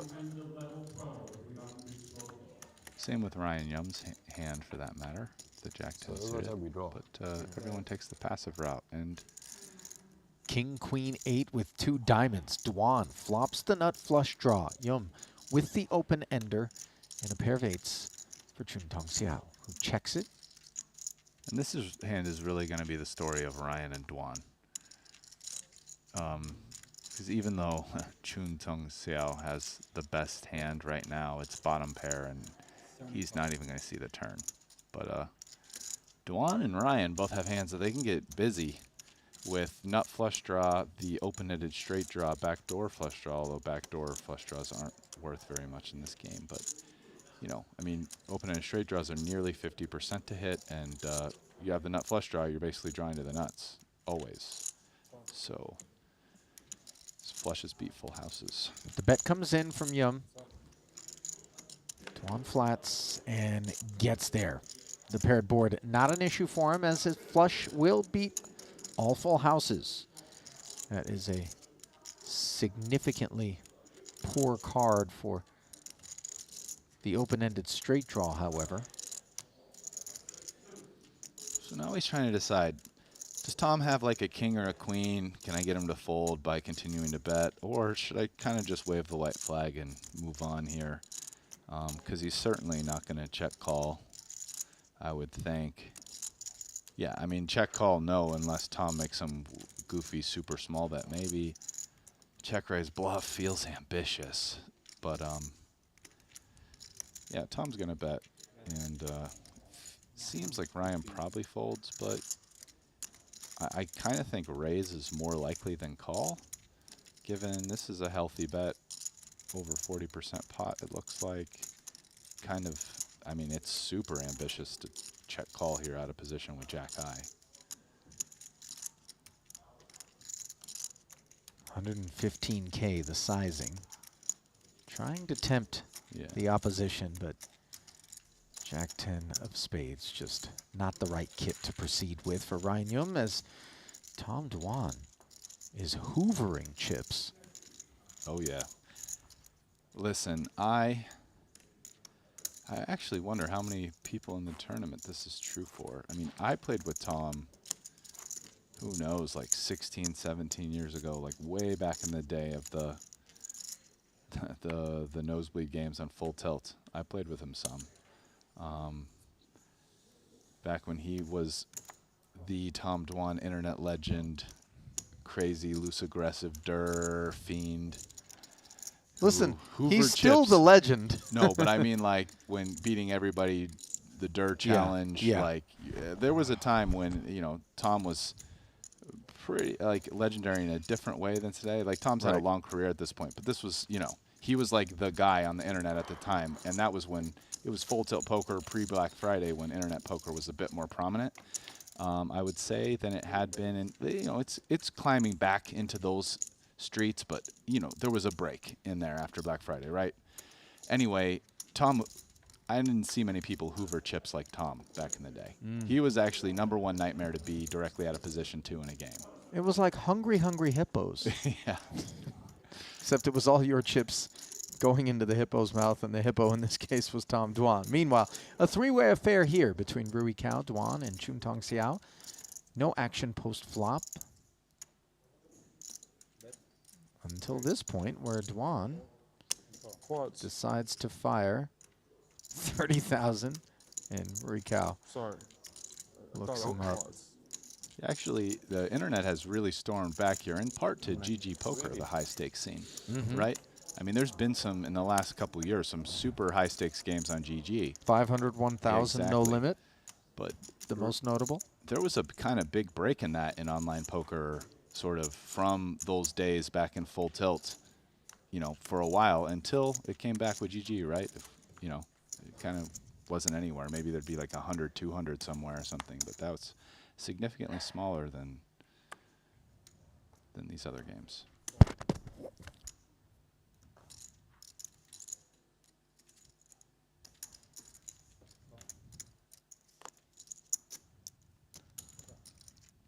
Limping up front with a very strong holding. Ooh, he's going to get some action. Yeah, that ace queen suited. Okay. Draws Duan's 9-6 suited in, and now Chun Tong Xiao in the cutoff is going to rip it in for 957K. Yeah, but Ryan Yum has a pretty big hand here. This is legitimately a tough spot. I feel like we've seen a few of them where the guys were thinking about it, but it seemed kind of like, unless a circuit broke in their head, they were probably going to fold. But this one is tough, and I don't know what he's going to do. What does he think of Chun Tong Xiao? Have they played together? What's he limp jamming with here? He's jamming after Dur, limp behind. Maybe not very afraid of that because we've seen one. I mean, we saw him limp with Jack-7 offsuit in a previous hand. So, and he passes. Ends up being... You surprised by that choice? Not necessarily. Right? Ace-Queen is tricky. It was nice that it was suited, but I didn't know what he was going to do. I will say that. So a nice pickup there for Chun Tong Xiao. I would imagine that that particular holding is one that, you know, my estimation is that it really matters kind of who your opponent is, right? How you perceive their shoving ranges to be, how aggro they are, as to whether or not you call with that. I guess there's some tighter players that just show up with just like queens plus ace king too much, and it's hard to call them. And then guys that are, you're going to expect them to have some hands like Jack 10, 10-9, along with, who knows, like other suited aces, along with obviously the ace king, aces, kings, queens hands. So maybe enough that you slide it in. So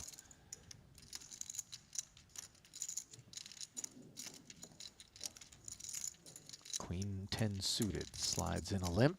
Jack 10 suited behind it. Ace Queen off as well. Now to the button of Ivan Liao.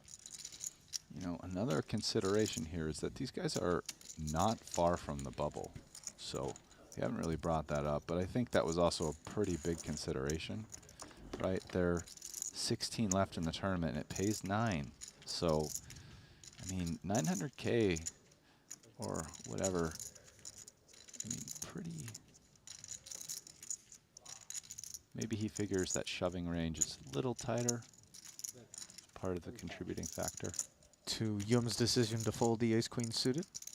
Yeah, yeah, because he had more chips, but then just evaluating maybe what the Chun's range is. Here, Yum doesn't just have more chips, he's got more kicker on the 10-6-6 board, pipping Chun Tong Xiao. Both players checked over to Rui Cao, who probed with the ace-queen offsuit. Ivan Liao wants to tear one off with the gut shot. So Rui Cao deciding that both he can have a bit more sixes. Yes. And note, by the way, that... And the ace of diamonds blocking nut flush draws as hands that are going to peel there. So, you know, plus the ace and queen overcard on a board that realistically doesn't have that many draws. I think that was kind of his decision to probe with that. Note that Queen 10 and Jack 10 both found the muck, and Ivan Liao on the turn found the gut shot as Rui Cao just check folds. It'll be somewhat disheartening for Liao. Liao with an interesting decision as well. I mean, Rui's probe kind of like multi-way bluff hand makes a lot of sense to me, but Ivan with a pretty courageous float. Obviously, he's thinking he has the most, if Roy has some sixes, he has the most sixes as the button that didn't raise. So he's going to float extra there with a hand that actually has a draw on that board. Pretty interesting play, and it worked out for him, right? I mean, he was kind of right that Roy was probing weak a lot, or enough to make his play reasonable. And, you know, I mean, he hit a straight and won, but what if it was a jack or an 8 or a 9? I mean, he probably just wins the pot anyway. You know, it's a different question. Is it a jack of diamonds? Anyway, interesting pot, and I think well played by both parties. Couple of pocket pairs here. The first belonging to Rui Cao in the hijack, opened with the 2 8s for the limp. 84. And now Ryan Hume wants to shoot it upstairs from the button to 84K total.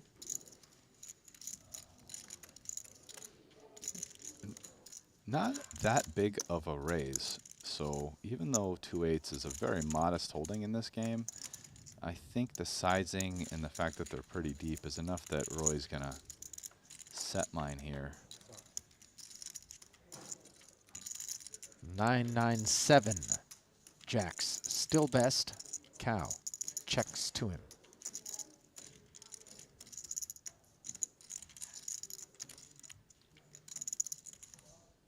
Difficult spot for Ryan. Even though both players can have 9s, maybe Roy Cow has slightly more. That said, Ryan has a hand that would love to deny equity to hands like Ace Queen and King Queen, or, you know, King 10 suited. So overcards hitting so much more often in this game.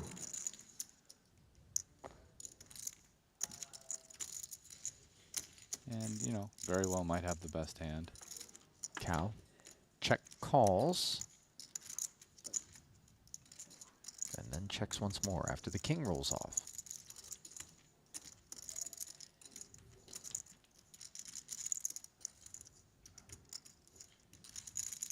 And as Hume is attempting to put Roy Cow on a hand, what sorts of things come to mind given that he open limped from the hijack and then called the raise pre-flop, stuck around on the 997 board?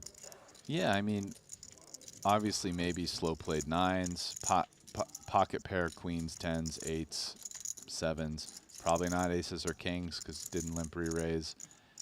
You know, Jack 10 suited or offsuit makes a lot of sense, but he's blocking that. You know, does Roy Cow limp call like 10-8 suited? It's a little dicier, not so sure. You know, maybe a hand like Ace-King suited backdoor, but again, another hand that might limp re-raise, right? So, kind of a range like that. I think it's a spot there where he's probably betting the turn again. If he's called, he's shutting down all rivers except where he hits a jack, right?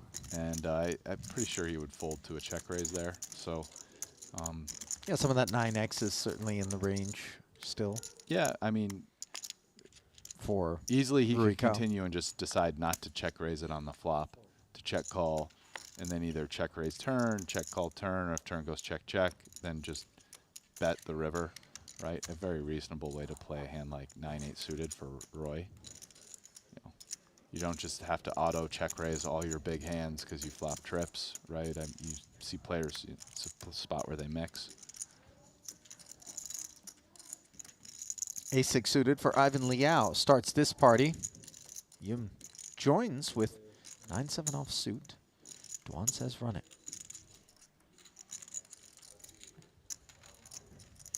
Dwan looking a bit tired.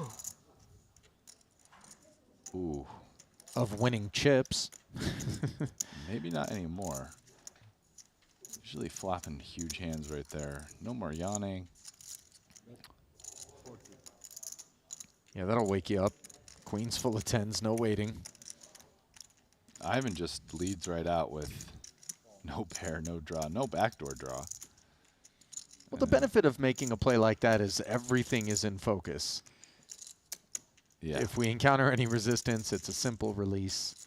Well, I mean, but now we've been flatted, and to a raise maybe, but yeah, but to a flat, and we pick up a Broadway draw, we have some options on the table. Yeah, like will he keep bluffing at this? This is a pretty ambitious hand, but Ivan is a man who's been known to make some moves from time to time. Very much so.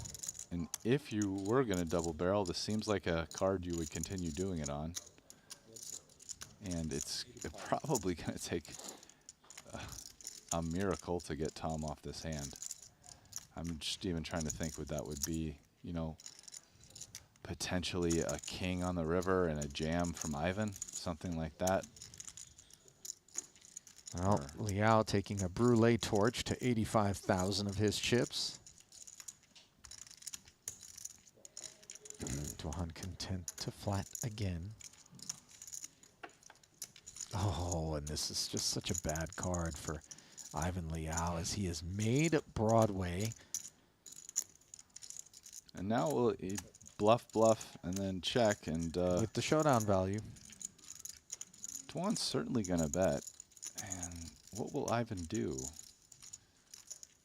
I mean, because it's actually not that easy for Tom to have an ace. Like, not that many aces calling the flop. I mean, ace-king, Tom's certainly raising the dealer button after 3 limps. Even potentially ace-jack. So, I mean, ace-queen and ace-10, maybe. Again, ace-queen might raise again. So, there's not a ton of aces that Tom has. A lot of the hands that he's going to see for value bets are boats. But Tom found a nice little milky value bet right here that just might be hard for Ivan to fold an ace to. I mean, he's betting less than a third of the pot. But the question for Ivan Liao, as he does get milked for 100,000 there on the river,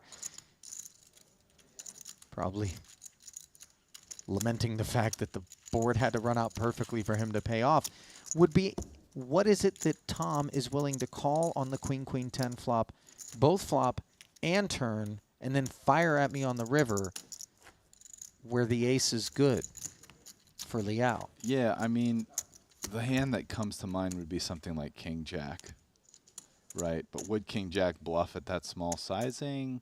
You know, I don't think so. Would a jack-9 maybe go for value on the river? I don't think so. Nor do I.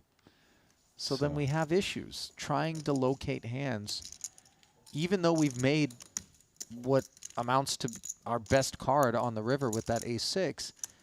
When we ask ourselves, what on earth do we beat? It's just bluffs, is it not? Sure, yes. Even trip queens without being full would seem an unlikely candidate. And we would have to look for a hand like queen 8 or worse. Which Tom can have. He has all those because he's on the button. Right. He didn't have to call a raise. So Tom can definitely have some of those type of hands. But wouldn't he just check back? 10 jack, 10 king, queen 8. Yeah, maybe. Maybe not. We'll never know because Tom didn't have one of those hands. Meanwhile, Chun Tong Xiao picked up a couple of aces and is punishing the limpers. Duan has at least the jack of clubs in the cutoff, but not interested in It does seem a little bright to me, too. being a customer.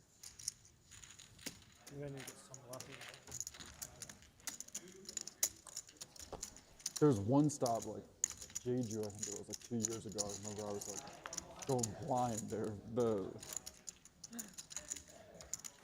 I think it was like some new type of LED or whatever, and Yeah, they just decided to test it at Jeju, yeah? yeah, it was some Yeah, it's stop. bright. I think it was Jeju. This one's like not too bad. If you say so. I mean, I think it's too bright, you know, but manageable. Like,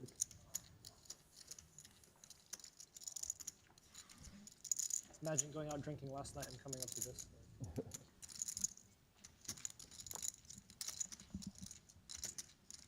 that's what I did. I was drinking last night under these. No need to imagine, Ryan.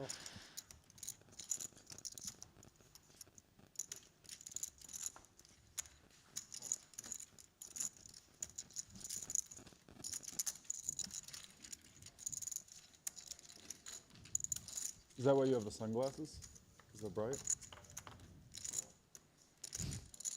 3 players to the 10-9-6 board. Top 2 for Rui Cao. Chun Tong Xiao with the open ender and the flush draw. Is that why you're wearing the sunglasses? Because it's bright? Yeah. Kind of makes sense, yeah. It's too bright, too bright. รู้สึกเป็นเล็กหูทงมองอ่ะ Yeah. I'm gonna bring sunglasses. You're for same the using it? TV table. What? Your eye? Not too bad here, but yeah. Duan's I'm check. gonna bring sunglasses. Draws the bet. Top 2 pair of dice-ier situation in I this think game. there was one time I played Sound poker heads with up. sunglasses. It was like this Triton Jeju. They put up a picture of me Four with to a straight. sunglasses on the thing. I'm like, The one time you did yeah, it. the one time As in my of the life turn. I fucking they put Feels it like a poster card that outside. Chun is going to find some double barrels on quite a bit. Gives up.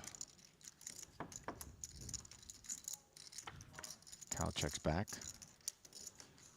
And he makes 9s full of 10s. The on bet the check river. bet line won't work if that was what he was thinking. Nope. Just pure give up. But Well, Cal is going to be putting a bet in to this pot of 176. Comes with what looks like 100. Indeed. And Chun Tong Xiao all done. As he puts his hand into the muck. Just how steep is, well, put a pin in that question, is we pay the bills a little bit here. M88 Mansion is the official sponsor of Triton Madrid and La Liga. It's your source for the most competitive selection of sports books and the largest collection of casino games and more. Never mind that immersive live dealer experience. Join M88 Mansion today at www.m88.com. And the question I was going to pose to you, Rast, as I take a macro approach, One of us on one of the small tables. We got all the is how big the chips learning stacked curve on the in table. short Just deck ranging around. stacks up against long deck. No one busting If them. you had to prep somebody to get out there and play a multi-table tournament, do you think that they would be better served with a quick primer to get out and play short deck or a quick primer to play long deck? I tend to think the former would be the easier game to try to teach someone. long deck. You think long deck is an easier No. one to teach? I think short deck is Oh, the easier sorry. one. Yeah, I think I agree with you. I mean, I think fundamentally short deck is simpler, right? I mean, there's 36 cards instead of 52. I think from people coming from the bias of having played long deck 52 card no limit hold'em, right? This feels quite foreign and different. But if you're just taking somebody who's, like, say, never played either, and you're like, which one, you know, are you going to play? It's going to be a little bit easier to learn a game that has less cards, but like the same rules, basically, right? You know, I mean, a few of the rules are different. The full house versus this, but whatever. I mean, those are things that are fundamentally, functionally the same. So, yeah, I mean, I would just say from kind of like a game complexity standpoint and whatever, this would be a little bit simpler to learn. I mean, maybe the one kind of counter argument would be, yeah, the tools and learning tools, whatever, available for long deck, at least publicly, are a lot more well established and better, as opposed to short deck, which is a newer game that's played less. So that would be the counter. But if, let's say, you had something of equal caliber for the tools, short deck. That would be my pick. Ivan Liao barreling on the turn with just king high and sends Dwan's pair of jacks, bottom end of the open ender, and diamond draw into the muck. So well done by Liao as he bullies the boss stack at the table, and can't come at a better time as everybody's stack is diluted, courtesy of the new ante level, 15,000 with that double ante of 30K on the button. This is actually a term, and I've been on this Wikipedia page before, but game complexity. And you can go and actually Wikipedia look it up, and about the state space, the game tree size, the decision tree, and you know, you can even look in the, basically the Wikipedia will kind of rank games in the order of their complexity. What is the number one most complex game on this Wikipedia page, Rast? Is it chess, perhaps? I mean, no. Go, for example, is much more complex than chess. Chess is on a, I mean, the thing is that there's a bunch of these kind of sort of criteria that, like I said, state space, game tree, game length, branching factor, board size, possible positions, etc. And Go, actually, is one of the most complex games that's well known. which is sort of backed up by the fact that, you know, Go, it took a lot longer for us to teach AI to be really good at Go than, say, chess, where chess passed humans like well over 20 years ago, right? With the Gary Kasparov, Deep Blue 2 stuff, whereas Go has taken a lot longer. And poker, which I don't believe it's really on this page, but my understanding of where poker stacks up on this order is that poker is, you know, about as complex as maybe chess or whatever, but the thing that's much harder is the incomplete information, the hidden hole cards. Nothing incomplete about Rui Cao's hand, as the queen of spades on the turn has given him a straight in this three-way affair. He has fired 60,000. Ryan Hume is a customer. He has at minimum a 10. Not sure what that second card is. Jack or a 7, and he would have a straight of his own.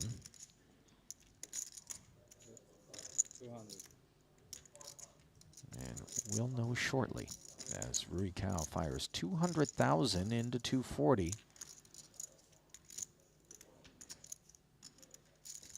What do you suppose Ryan's other card is, given that it hasn't snap hit the muck? 2 10s? Queen 10? 10-8? Could be 10-8. Could easily be 10-7, but I think we can take 10-7 out of the maybe mix. he doesn't fold 10-7 though. Maybe Queen 10. Maybe Queen 10. Given that he folded. Yeah. But yeah, anyway, I've always thought this was kind of interesting as a person who enjoys games and also thinking about poker kind of from the theoretical aspect, and, you know, also just as time has gone on, there's been more and more, you know, the Alberta education teaching their system to try to beat limit hold'em and whatever, and like how long will it take till computers play poker much better than people do, right? It's obviously relevant as a professional poker player. So been on this webpage a few times. I think it's quite interesting to think about games from that perspective. But yeah, that was the thing that made it so hard for poker, was the hidden information. Right. Humans are much better at kind of feeling that out than it's much harder to program computers to come up with heuristics and deal with those type of situations. 14 players remain here in event number 5, where 9 places will be paid. Overall chip leader Tom Dwan is on the button right now, and with 2 limpers in front of him, second in chips Ryan Hume with the king-queen has shot it up to 135K, which has piqued the interest of Dwan with this 9-6 suited. He's asking for counts. 2-8 or something? Okay. I think so. And Tom, I mean, Tom and Ryan are the chip leaders. This is a very speculative call behind here with 2 limpers. Feels like a do not try this at home kids situation. And part of the reason being is that either one of those limpers could be limping strong and you don't even get to see the flop. Not to mention the fact that 9-6 suited isn't that strong. But Tom sees where others sees danger. Sees opportunity. He's Indeed. like, I'm in position to the chip leader. I've got a goofy little hand. Both the 10s and the 7-8 made the call, by the way, and it's gin for Ryan Hume, as he has trip queens on a rainbow board with 555,000 out there already. A lot of board coverage between these 4 hands. I mean, every card out there except an ace or a jack between their holdings.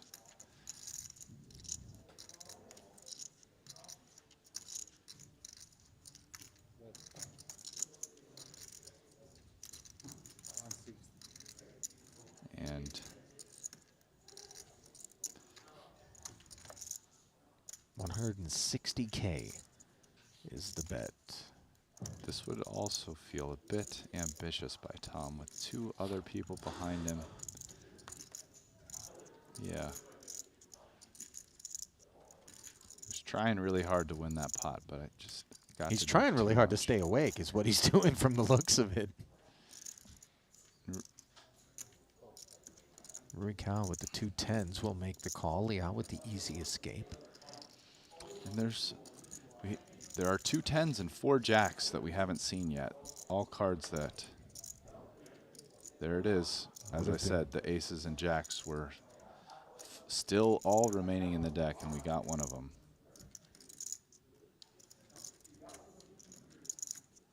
I mean, an ace is a pretty good card for Ryan, in the sense that he doesn't fill in any straights, and it's very unlikely it helped Roy in a meaningful way.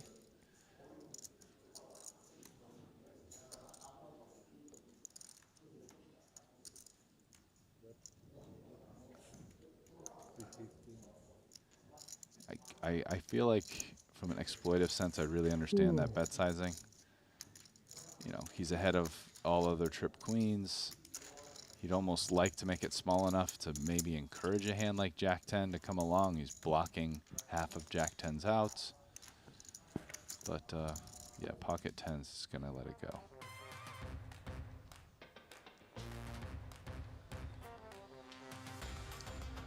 A reminder that if you're looking to get your online poker fix, there is one place to make it happen and one place only. That is GG Poker, where you can sign up with code Triton 2022 and get $100 in rewards or up to a 100% deposit bonus for up to $600. Not to mention the free $50 Global Millions tickets. Sign up today at GG Poker.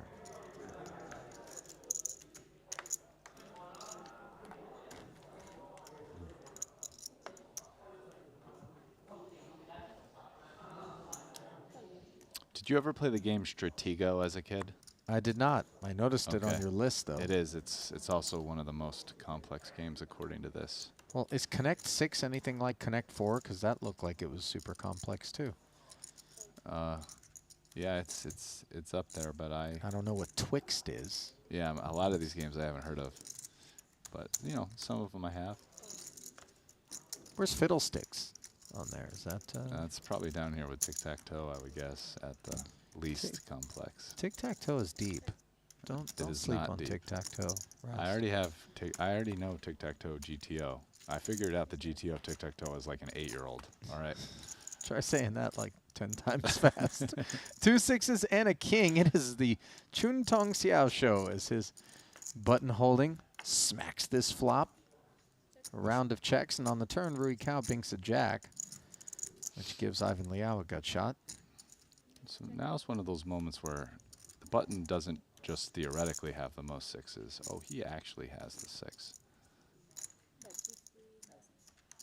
Sprinkles 50K out there, and Cao's not interested. Liao, though, is going to go for this gut shot, which would be bad news. He is drawn dead. Doesn't hit the gutty, but does hit the queen. Checks it over to Xiao. Might he be able to get paid with a milky enough sizing here? I mean, Ivan's really in a gambling mood right now, isn't he? Yeah. Yeah. I mean, he's just firing away with the ace high on the queen 10 and into 3 people, and it looks like he just check called with queen 9 here on king jack 6-6.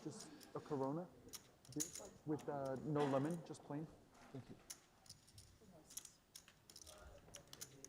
And Liao calls the 100K, just south of pot sizing. Nice work there from Xiao to get himself the maximum. And you're right, Ivan Liao isn't in the folding mood today, is he? Yeah, I mean, I remember in Cyprus, like, we were commentating Ivan like quite a lot. And this is the most gambly I remember seeing him. Like, he is ready to go today. Well, in Cyprus, Ivan picked up a 7th place finish in the 75K short deck, and then another 75K short deck. He picked up a 2nd place finish, adding to his career total of 12 cashes and 2 titles, 6.4 million plus in career Triton earnings for Ivan Liao. I remember that 2nd place finish. That was a cool final table. Yeah. I don't feel like Ivan's gambling a little bit harder than that final table and today. 4-way affair to the queen 9-6 board. Open ender for Liao. He will check it. Pair of 9s for Chun Tong Xiao. Everybody a little bit of checks as well. something. Top pair for Rui Cao, though. He'll ask the question.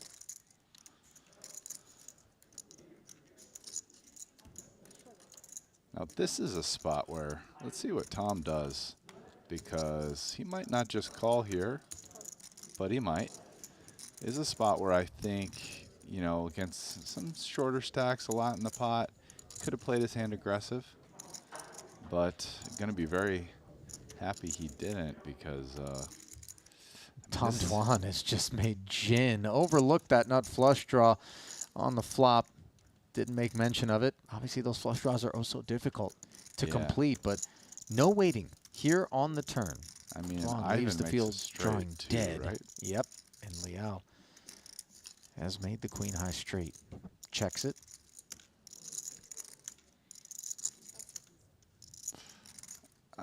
Yeah, it's going to be hard for Ivan to fold. It feels like Rui's going to be able to get away. I mean, top pair here, and no draw and no big spade or anything. 3 ways, it just really shrivels up. I mean, even in long deck, but I mean, this is short deck, so it's, yeah, no thought. But Easy muck in the face of the 170K bet. Now Liao with the decision rest. 530 out there, 170 to call. yeah, I don't see Ivan folding here. And yeah, and I can't blame him. But the real question at this point is, you know, I mean, he doesn't have that much left, so will he lose the rest on the river? Because Tom's probably going to ask for it. 4 to a straight on board now, and that card doesn't complicate matters for the queen high straight. It is still the nut straight, but it does fall to a flush.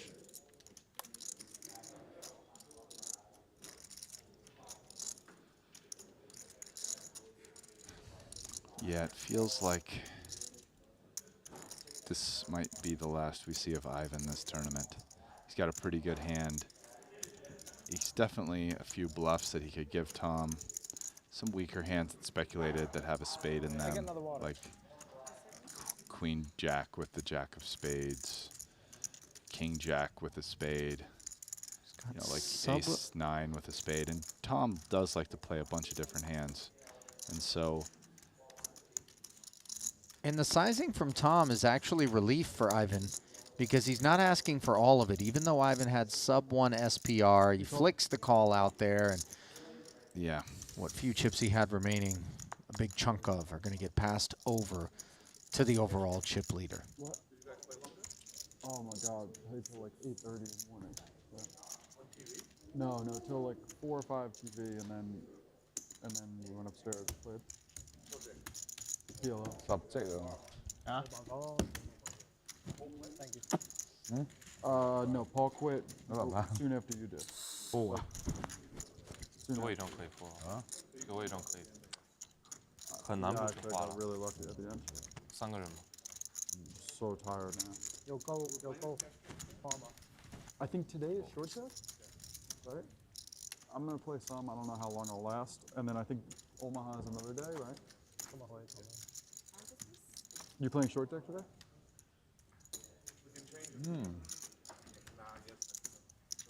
Play one bullet. What? Yeah, play one bullet. Tony G coming over to get caught up with Dwan with regard to last night's hijinks. There was a televised cash game that was filmed, not streamed, for later release. And apparently once that was all over with, the boys took it upstairs and carried on until what sounded like 8:30 in the morning. So those long faces and those big yawns are not without good reason. You see Rui Cao opening to 200K. Yeah, putting enough to put Ivan all in.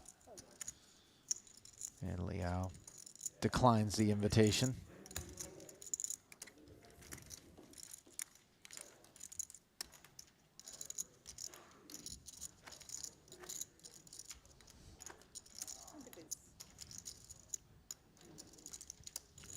Rui Cao, a Triton veteran with 8 cashes, 1 title, and 7.85 million in career Triton earnings. Had a couple of short deck results prior to the pandemic in London in 2019, a 14th place finish in a 25K, and then 5th in a 100K pound short deck event. In fact, as I scroll back, all but 2 of Rui Kao's total 8 caches came in short deck, so a bit of a specialist on our hands. As we see Duan under the gun, opening with the Queen Jack. And Ryan Hume's going to under-rep his holding by flatting from the button. Guess he decides, yeah, he just, the only guy in the tournament that can bust him. He's just going to play a bit more conservative and take advantage of the fact that he's in position. Nothing wrong with that. Durr flops the open-ender, but decides to check it. Top pair, top kicker for Ryan. Yeah, both flop nice hands here.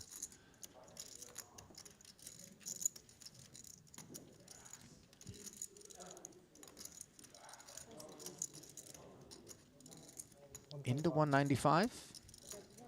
Ryan is firing 125,000. Tom's certainly not going to fold this.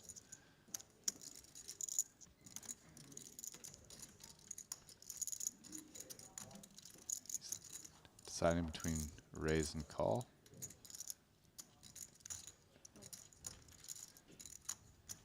And he will just flat as another $250,000 slides into this pot, which is now 445K and no waiting.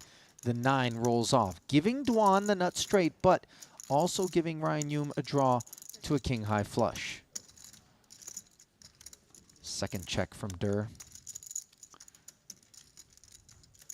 Had he bet, Ryan likely would have come along for most sizings with that, with the king of hearts. But now that he checks again, what will Ryan do?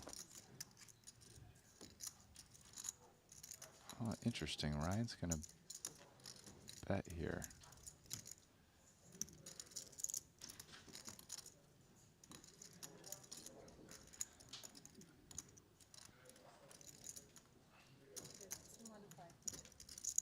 How do you feel about it, Rast?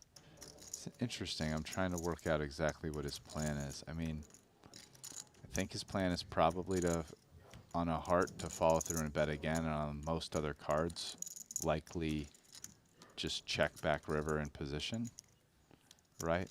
Thinking that because he has the king of hearts, you know, maybe if he gets check raised, Tom probably has like an ace or ace high flush a bunch. So, like, we see here Tom calling with a straight. So I guess Ryan probably figures he's behind most of the time now. So there might be, you know, he's going to value bet a heart. Oh my goodness, and the heart does come in. Runner, runner, flush.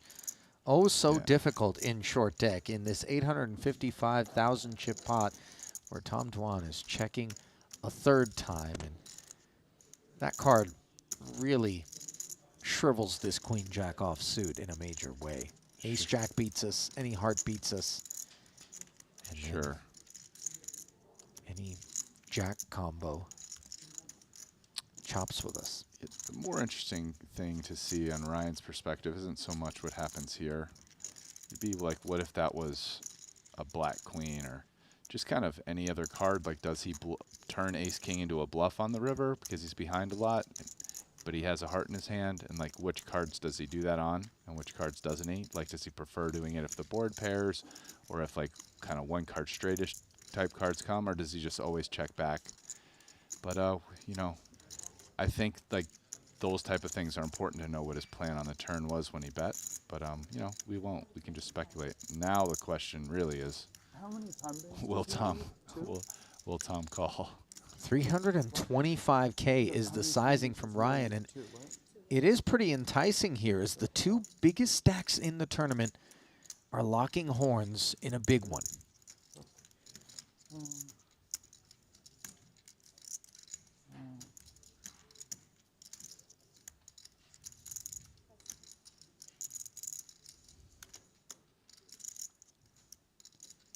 Dwan looks like he just had a batch of day-old curry. How much is 325? Is that? Normally 6, 430, 850. 850 in there, as he said, 855 actually, and so he's getting, looks like over 2 and getting a pretty good price, over 3.5 to 1.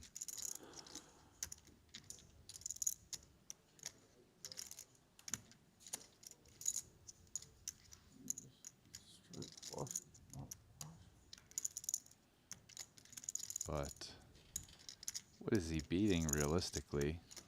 That bet, flop, turn, and river. That's what he has to work out. I think it's pretty clear his opponent's value range is probably at least his hand or better. And Dwan makes the call of 325,000, and in doing so, will relinquish the chip lead as Ryan Yum reclaims the top spot, both at this feature table and overall.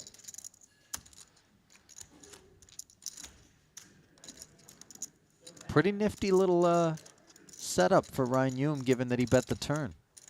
Yeah, I mean, he ended up winning a lot more in that pot, right, than had he checked it back. You know, it's nice to bet and get there. Yep. Never hurts. That fits. Just that fits. Guess that fits. When do we get more time things? 7 people? Tom doesn't Fuck. seem very pleased. Be careful. Would you be? I find when people repeat themselves multiple times, it's usually not a sign of happiness. Well, on the other side of the spectrum, you've got Ryan Yum, who is absolutely pleased, given that he is back on top. Not just at the feature table, but overall in this tournament, where 9 places will be paid. And these chip counts brought to you by Dyer Pay, Cao, Xiao, and Liao, in that order, behind Yum and Dwan, with 14 remaining here. In event number 5. 497,000 euros going to the champ. Yeah. Just north of 49,000 euros going to 14th. Or 9th, rather. Forgive me. 9 places will be paid. All in here for Ivan Liao's Queen 8 suited on the back of Rui Cao's Open. Okay, okay. 140. And it seems like Rui Cao wants to go for a spin. He'll be pleased that his King Jack is in good shape against this Queen 8. Pretty decent edge in terms of pre-flop equity, 57 to 42.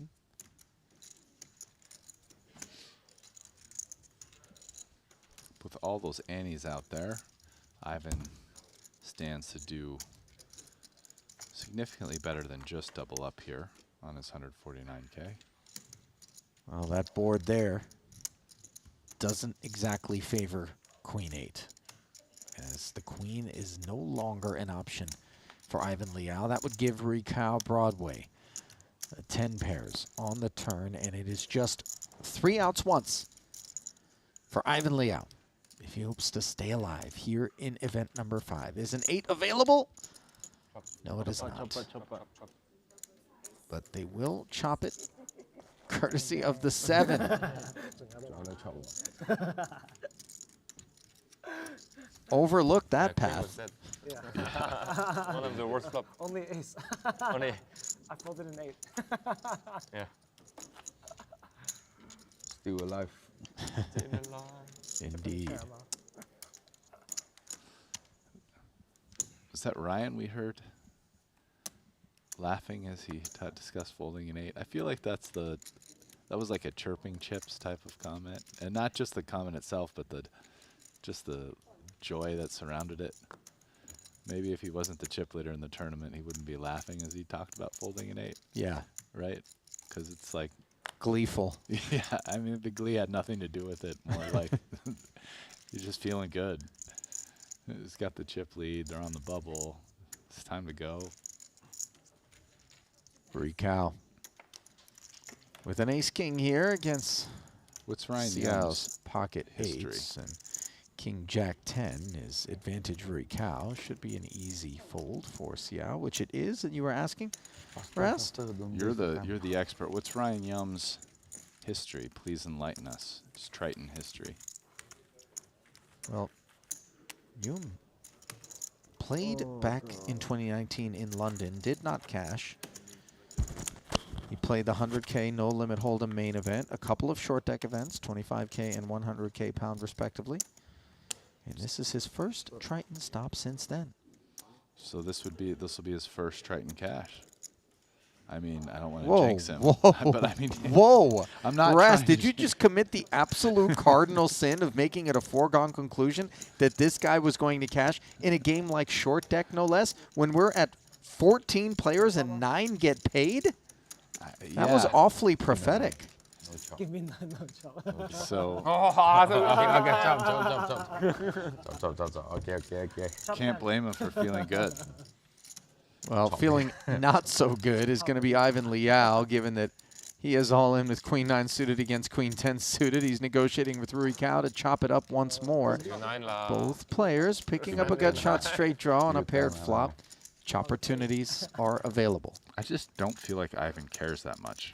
That's the vibe I'm getting. Well, listen, when the 10 rolls off, he might be caring because it gives him the Queen high straight. Now just needs to fade a 10 or an 8 to double through Ricow. Pictures. No. Can he do it? He can. See, like, just getting a read off of his, like, what made him happy.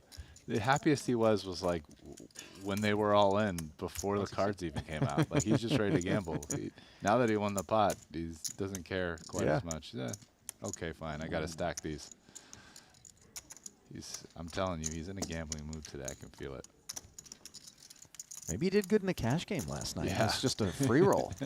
It's got that kind of vibe to it, doesn't it? Or he's ready to get back there again. Yeah, I mean, he's they like, played whatever, till man. 8:30 in the morning. This is a 25K. I'm in for a couple of bullets. No big deal. Yeah. But if you cut me loose now, I can go grab a bite and be fresh and ready for an overnight cash game session. Yeah, where I'm going to win or lose $500,000. Right. So, you know, I have to grind this. I have to win this tournament to win that much money. 10-7 suited for Durr, showing his range. Limps. 6 into the muck. Another 10-7 suited here for Ricow. He joins, and Liao, after having already doubled, rips it in there with the ace-9 on the button. And will these 10-7s find a call? The answer is no.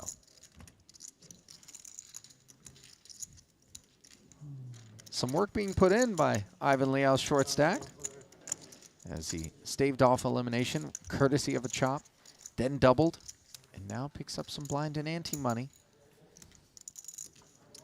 Trending up. He's a dangerous short stack player. I learned that much in Cyprus. So he might be, I mean, listen, this is a small buy-in tournament for him. And he's gambling it up now, but you let that man get a hold of some chips. When we get deeper in the money, he's going to start buckling up, getting ready to try to win this.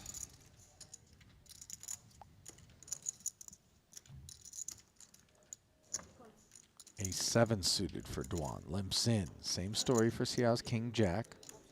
And Ricow suited King 9. Button checks the option, and we'll have a 4-way affair. 135K in the middle already. And the flop is 2 8s and a 10. Open-ended straight draw for Ryan Yum. Nobody else with anything at all. Ryan breathes on this pot. He's probably going to win. And I imagine he's going to bet the flop as, again, he's got a lot of 8s. Dealer limping range.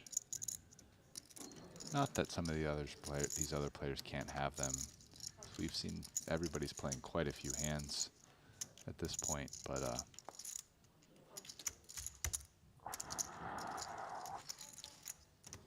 what was that you said? The rich get richer? Indeed.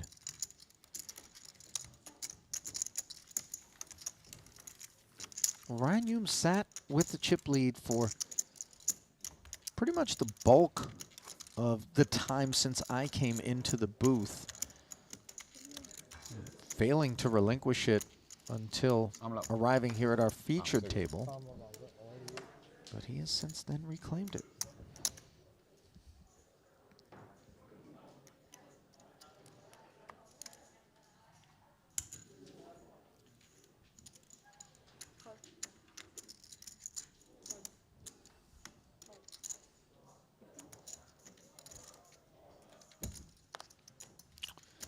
And all 4 9s are out between these hands. Nobody with a card higher than a jack. Feels very likely we're going to get some big cards on this flop. And we're definitely not going to get a 9. Now a lot of interference between these 4 holdings. King 7-6 with 2 clubs.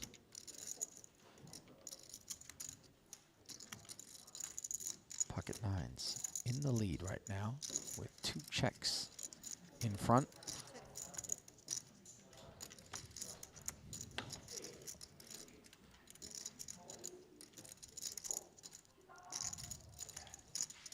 Checked around, board pairs on the turn. Still no one looking to bet, and now the board double pairs. So the pocket 9s will be able to hold on as a 3rd round of knuckles draws the curtain on that one. Streaky game, short deck. And the streak is currently in the black for Ryan Hume. Thank you. 35.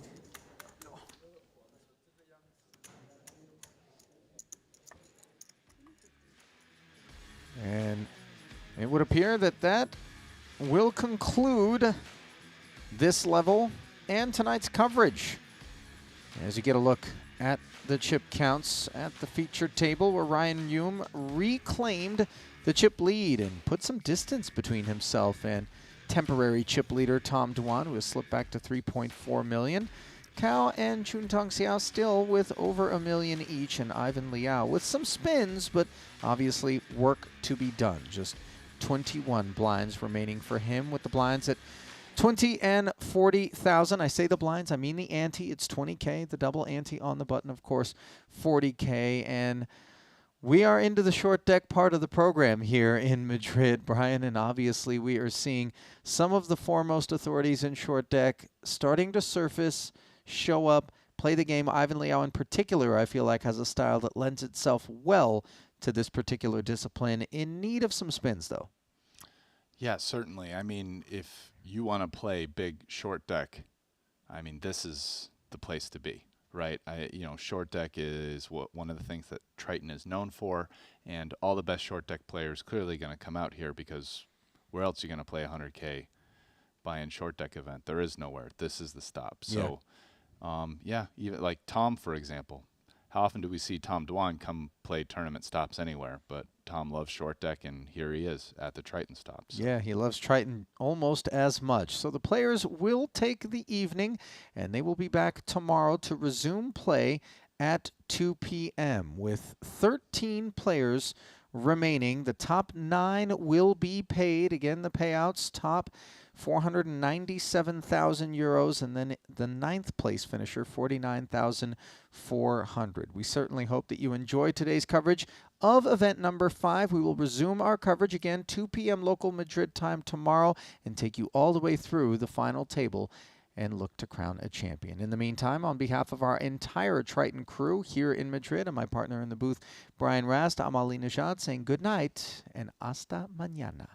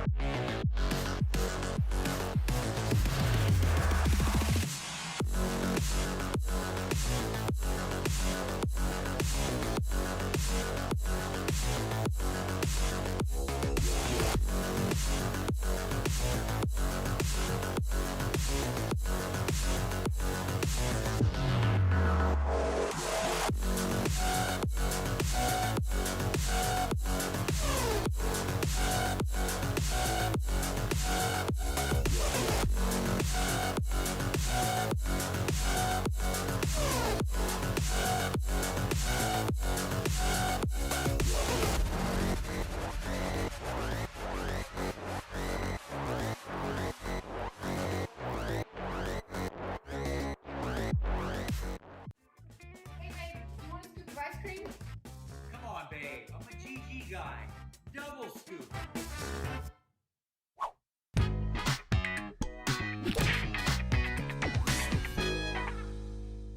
We double up on everything. Come play now on GG Poker.